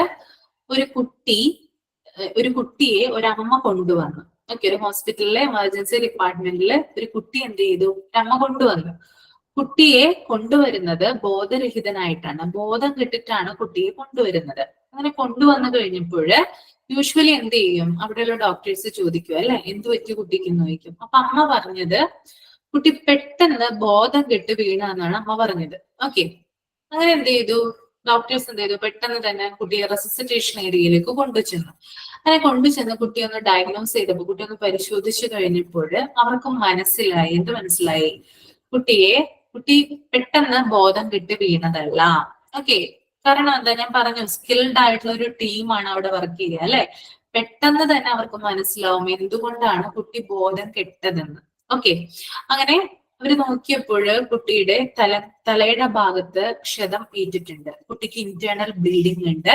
കുട്ടിയുടെ ശരീരത്തിന്റെ മറ്റു പല ഭാഗങ്ങളിലും ഒടിവ് അല്ലെങ്കിൽ അത് ചതവ്, അതുപോലെ തന്നെ മുറിവ്, അങ്ങനെയുള്ള കാര്യങ്ങളൊക്കെ പറ്റിയിട്ടുണ്ട്. ഓക്കെ, അപ്പൊ ഇങ്ങനെ നോക്കുമ്പോൾ കുട്ടിയുടെ അമ്മ എന്താ പറഞ്ഞത്? കള്ളമല്ലേ പറഞ്ഞത്, ബോധം കെട്ട് വീണെന്നല്ലേ പറഞ്ഞത്. പക്ഷെ ഇങ്ങനെ നോക്കുമ്പോൾ എന്താ? കുട്ടിക്ക് കാര്യമായ പരിക്കുകൾ പറ്റിയിട്ടുണ്ട്. പുറമേ നിന്ന് നമ്മളൊരാൾ നോക്കുമ്പോൾ കുട്ടിക്ക് എന്ത് പറ്റി? എന്താണ് പ്രത്യക്ഷത്തിൽ എന്താണ്? ഒന്നുമില്ല. പക്ഷെ കുട്ടി ടോട്ടലി ഒന്ന് ഇവാലുവേറ്റ് ചെയ്തപ്പോഴാണ് അവർക്ക് ഈ കാര്യങ്ങള് ക്ലിയർ ആയത്. ഇവരെന്ത് ചെയ്തു? പെട്ടെന്ന് തന്നെ എന്ത് ചെയ്തു? CMOയെ വിവരം അറിയിച്ചു. CMO ആരാ? കാഷ്വാലിറ്റി മെഡിക്കൽ ഓഫീസർ ആണ് ആര്? CMO എന്ന് പറയുന്നത്. CMO വന്ന് റീവാലുവേറ്റ് ചെയ്തു. കുട്ടിയെ പെട്ടെന്ന് എന്ത് ചെയ്തു? വീണ്ടും ഒന്ന് ഇവാലുവേറ്റ് ചെയ്തു. ഉടനെ തന്നെ CMO എന്ത് ചെയ്തു? പോലീസിന് ഇൻഫോം ചെയ്തു. പോലീസ് ഇൻഫോം ചെയ്തതിന് ശേഷം കുട്ടിയുടെ മെഡിക്കൽ റിപ്പോർട്ട് MLC ആയി സ്റ്റാമ്പ് ചെയ്ത് അദ്ദേഹത്തിന്റെ ലോക്കറിൽ വെച്ചു. ഓക്കെ, അപ്പൊ ഇങ്ങനെയുള്ള കാര്യങ്ങൾ, അതായത് ഇപ്പൊ ഒരാളെ ബോധം കെട്ട് കൊണ്ടുവരുവാണ്. ഓക്കെ, അപ്പൊ കൂടെയുള്ള പേഷ്യന്റ് അല്ലെ റിലേറ്റീവ്സ് പറയാണ് ഇങ്ങനെയാണ് സംഭവിച്ചതെന്ന് കള്ളം പറഞ്ഞാലും അവർക്ക് എന്ത് ചെയ്യാൻ പറ്റും, പെട്ടെന്ന് മനസ്സിലാവും. ഓക്കെ, അപ്പൊ ആ ഒരു കേസിൽ സംഭവിച്ചത് എന്താന്ന് വെച്ചാല് ഉടനെ തന്നെ പോലീസ് വന്നു. പോലീസ് വന്നിട്ട് അമ്മയെ ചോദ്യം ചെയ്തു. അപ്പൊ പറഞ്ഞു കുട്ടിയെ കൊല്ലാനാണ് ശ്രമിച്ചത്, പക്ഷെ കൊല്ലാൻ ശ്രമിച്ചു, പക്ഷെ ആ ഒരു സെക്കൻഡില് പെട്ടെന്ന് കുട്ടിയെ ഹോസ്പിറ്റലിൽ എത്തിക്കാൻ വേണ്ടിയിട്ട് നോക്കുകയും ചെയ്തു. അതായത് അവരുടെ ഒരു മെന്റൽ കണ്ടീഷനിൽ ചെയ്തതാണത്. കുട്ടിയെ കൊല്ലാൻ നോക്കിയതാണ്, പക്ഷെ എന്ത് ചെയ്തു, പെട്ടെന്ന് തന്നെ അമ്മയ്ക്ക് എന്താ പറയാ, പെട്ടെന്നൊരു ബോധക്ഷയം വരുമല്ലോ, അല്ല ഒരു ഇത് വരുമല്ലോ, എന്റെ കുട്ടിയാണ്, എത്രയും പെട്ടെന്ന് ഹോസ്പിറ്റലിൽ എത്തിക്കണം എന്നുള്ളൊരു ഇത് വരുമല്ലോ. പെട്ടെന്ന് ഹോസ്പിറ്റലിൽ എത്തിച്ചു അമ്മയെ പോലീസ് അറസ്റ്റ് ചെയ്തുകൊണ്ട്. അപ്പൊ ആ കേസുകളൊക്കെ എന്താ വരിക, MLC ആയിട്ടാണ് വരിക.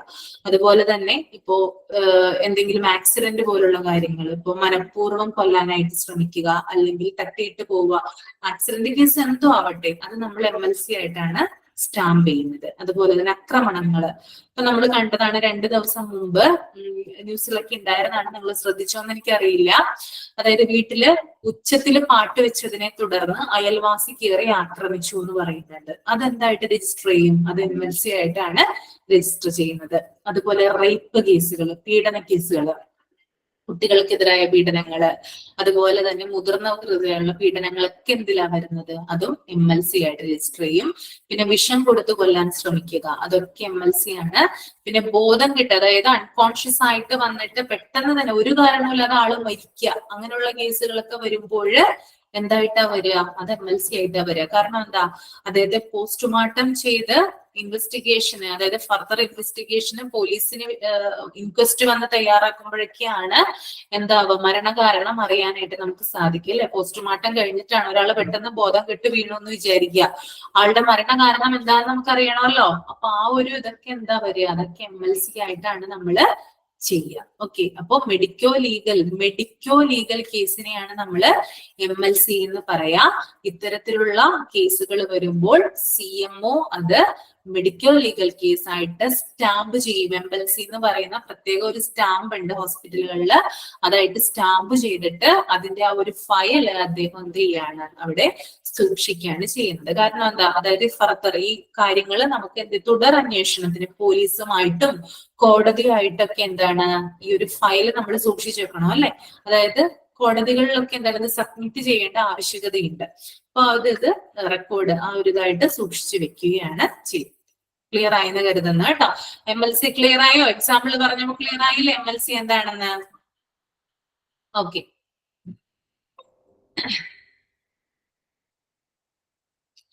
ദെൻ അടുത്തത് police intimation book. Police intimation വരും അതെന്ന് പറഞ്ഞാല്, അതായത് ഇങ്ങനെയുള്ള കേസുകൾ എന്തായാലും നമുക്ക് എന്തിന്റെ ആവശ്യം വരും, പോലീസിന്റെ സഹായം നമ്മൾക്ക് ആവശ്യമായിട്ട് വരും അല്ലെ. അവരുമായി ബന്ധപ്പെട്ടുള്ള കാര്യങ്ങളും പോലീസിന് ഇൻഫോം ചെയ്യാനുള്ള നമ്പറുകള്, അതുപോലെ തന്നെ ആ പോലീസുമായി ബന്ധപ്പെട്ടിട്ടുള്ള കാര്യങ്ങൾ, അതിന്റെ ഒരു ബുക്ക് ഉണ്ട്.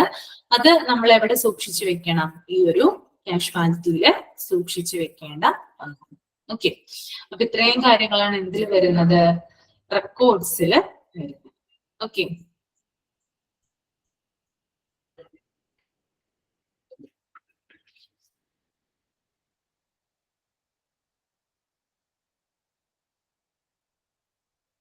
ക്ലിയർ ആയെന്ന് കരുതുന്നുണ്ട്. ഞാൻ മൈക്ക് ഓൺ ചെയ്യാം, നിങ്ങൾക്ക് എന്തെങ്കിലും ഡൗട്ട് ഉണ്ടെങ്കിൽ ചോദിക്കാം.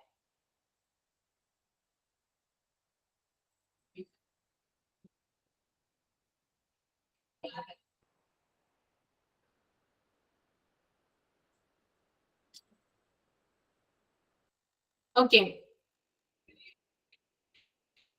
ഡൗട്ട് ഉണ്ടെങ്കിൽ ചോദിക്കൂ കേട്ടോ. നെക്സ്റ്റ് അവരുടെ ക്ലാസ് ഇല്ല കേട്ടോ. ഇന്ന് ഞാൻ തന്നെയാണ് ഹാൻഡിൽ ചെയ്തത്. 3 മണി വരെയാണ് ക്ലാസ് ഉള്ളത്. ട്രോമ എന്ന് പറഞ്ഞാൽ ആഘാതം കേട്ടോ. ആഘാതം എന്നാണ് ട്രോമ ഉദ്ദേശിക്കുന്നത്. അപകടങ്ങള്, ആഘാതങ്ങള്, അതൊക്കെ എന്തിലാ വരിക, MLC ആയിട്ടാണ് വരിക.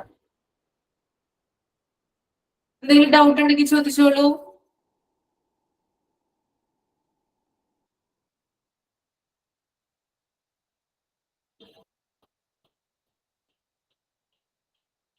ഡൗട്ട് ഉണ്ടോ? ചോദിക്കാം. ഡൗട്ട് ഉണ്ടെങ്കിൽ ചോദിച്ചോളൂ കേട്ടോ. മൈക്ക് ഓൺ ആണോ നിങ്ങളുടെ? മൈക്ക് ഓൺ ആണോ? യെസ് മാം, ഓൺ ആണ്. ഓക്കെ, ക്ലിയർ ആയോ? എല്ലാവർക്കും ക്ലിയർ ആയോ? ബോറടിച്ചോ? ഇല്ലല്ലോ, കുറെ പേര് ലെഫ്റ്റ് ആയി പോയി. ഇല്ല മാം, ബോറടിച്ചില്ല. എന്തെങ്കിലും ഡൗട്ട് ഉണ്ടെങ്കിൽ ചോദിക്കാം. ആർക്കെങ്കിലും എന്തെങ്കിലും ഡൗട്ട് ഉണ്ടെങ്കിൽ ചോദിക്കാം കേട്ടോ. ഫുൾ ഫോമോ എന്തെങ്കിലും കിട്ടാത്തത് ഉണ്ടെങ്കിൽ ചോദിക്കാം.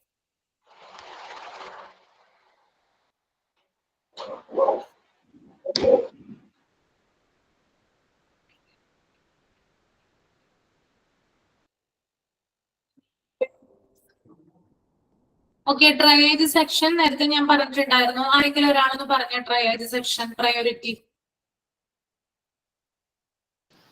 പറഞ്ഞോട്ടെ മാം. പറഞ്ഞു.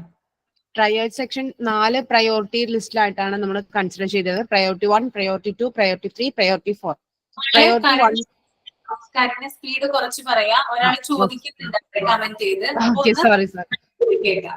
ഓക്കെ. ട്രയേജ് 1നെ 4 പാർട്ടായിട്ട് തിരിച്ചിട്ടുണ്ട്. Priority 1, priority 2, priority 3 and priority 4. അതിൽ പ്രയോറിറ്റി 1 വരുന്നത് റെഡ് കാറ്റഗറിയിലാണ്. അതെന്ന് വെച്ച് കഴിഞ്ഞാൽ ഇമ്മീഡിയറ്റ് കെയർ കൊടുക്കേണ്ട ടീമാണ് അത്. അതായത് ഇവിടെ കൊടുക്കുന്ന കെയർ വിത്തിൻ 0 മിനിറ്റ്സിലായിരിക്കണം നമ്മൾ അതിൽ കെയർ കൊടുക്കേണ്ടത്. അതിൽ വരുന്ന എക്സാമ്പിൾ ആണ് കാർഡിയാക് അറസ്റ്റ്. ദെൻ സെക്കൻഡ് പ്രയോറിറ്റിയിൽ വരുന്നത് യെല്ലോ കാറ്റഗറിയാണ്. അവിടെ എങ്ങനെ വെച്ച് കഴിഞ്ഞാൽ വെരി അർജന്റ് ആണ്. അപ്പം അവിടെ ടൈം സ്റ്റാർട്ട്സ് വിത്തിൻ 1 മിനിറ്റ്. 1 മിനിറ്റിനുള്ളിൽ നമ്മൾ അവിടെ കെയർ കൊടുത്തിരിക്കണം. അതിന്റെ എക്സാമ്പിൾ ആണ് ആക്സിഡന്റ്. ദെൻ തേർഡ് പ്രയോറിറ്റി 3 വരുന്നതാണ് ഗ്രീൻ കാറ്റഗറി. ഗ്രീൻ കാറ്റഗറിയിൽ അർജന്റ് കെയറിലുള്ള ആൾക്കാരെയാണ് നമ്മൾ അർജന്റ് കെയർ ആണ് കൊടുക്കേണ്ടത്. Care starts within 30 minutes. 30 മിനിറ്റ്സിനുള്ളിൽ നമ്മൾ അവിടെ കെയർ കൊടുത്തിരിക്കണം. അതിന് എക്സാമ്പിൾ ആണ് ചെസ്റ്റ് പെയിൻ, അബ്ഡോമിനൽ പെയിൻ, അങ്ങനെയുള്ളത്. പിന്നെ പ്രയോറിറ്റി 4 വരുന്നത് ബ്ലാക്ക് കാറ്റഗറി ആണ്. അവിടെ നമ്മൾ ലെസ് അർജന്റ് കെയർ മാത്രമേ കൊടുക്കേണ്ടുള്ളൂ. അതായത് ഒരു കെയർ കൊടുക്കേണ്ട വിത്തിൻ 1 അവറിനുള്ളിലാണ്. എക്സാമ്പിൾ മൈൽഡ് ആയിട്ടുള്ള ഹെഡ് ഏക്ക്, ഫീവർ, അങ്ങനെയുള്ളതൊക്കെ. അപ്പോ നേരത്തെ പറഞ്ഞു ട്രയേജ് അറിയാം. നിങ്ങൾ എത്രത്തോളം ഇത് ക്യാച്ച് ചെയ്തെന്ന് അറിയാൻ വേണ്ടിയിട്ടാണ് പറയിപ്പിച്ചത് കേട്ടോ. ഇനി നേരത്തെ ഒരു കമന്റ് ഉണ്ടായിരുന്നു, RN എന്താണ്? RN വിത്ത് ട്രെയിൻഡ് EMT, അതായത് ട്രയേജ് സെക്ഷനിൽ പരിശീലനം ലഭിച്ചിട്ടുള്ള, ആളുകളെ സോർട്ട് ചെയ്യാനായിട്ട് പരിശീലനം ലഭിച്ചിട്ടുള്ള ഒരു രജിസ്ട്രേഡ് നേഴ്സ്. അതുകൂടാതെ EMT എന്ന് പറഞ്ഞാൽ എമർജൻസി മെഡിക്കൽ ടെക്നീഷ്യൻ. ഇവർ രണ്ടുപേരും വർക്ക് ഫോഴ്സ് ആണ്, അതായത് അവിടെ ജോലി ചെയ്യുന്ന ആളുകളാണ് കേട്ടോ. RN എന്ന് പറഞ്ഞാല് രജിസ്ട്രേഡ് നേഴ്സ്, EMT എന്ന് പറഞ്ഞാല് emergency medical technician. Okay, then അടുത്തത് മെഡിക്കോ ലീഗൽ കേസ്. ആരെങ്കിലും പറഞ്ഞു വന്ന് ഏതൊക്കെ കേസുകളിലാണ് നമ്മൾ മെഡിക്കോ ലീഗൽ കേസായിട്ട് സ്റ്റാമ്പ് ചെയ്യുക? വേറൊരാള് പറയൂ കേട്ടോ, കാര്യമില്ലാതെ വേറൊരാള് പറയൂ. Accident, trauma, assault, rape, poisoning, unconscious, drop dead, ഇതൊക്കെ MLC സ്റ്റാമ്പ് ചെയ്യുന്ന കാര്യങ്ങളാണ്. പിന്നെ ആരൊക്കെയാണ് വർക്ക് ഫോഴ്സ്? ആരൊക്കെയാണ് ജോലി ചെയ്യുന്നത് എമർജൻസി ഡിപ്പാർട്ട്മെന്റില്? ആരൊക്കെയാ ജോലി ചെയ്യാനത്? നമ്മള് കണ്ടു അല്ലെ, ഒരു ക്രമം കണ്ടിട്ടുണ്ടായിരുന്നു. നേരത്തെ ഞാൻ പറഞ്ഞിട്ടുണ്ടായിരുന്നു ജോലി ചെയ്യുന്ന ആളുകൾ ആരൊക്കെയാണ്.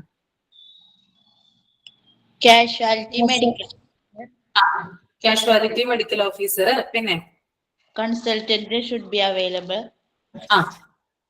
RN with trained EMT at the trade section, skilled nursing team, diagnostic technicians, patient care assistant and executives.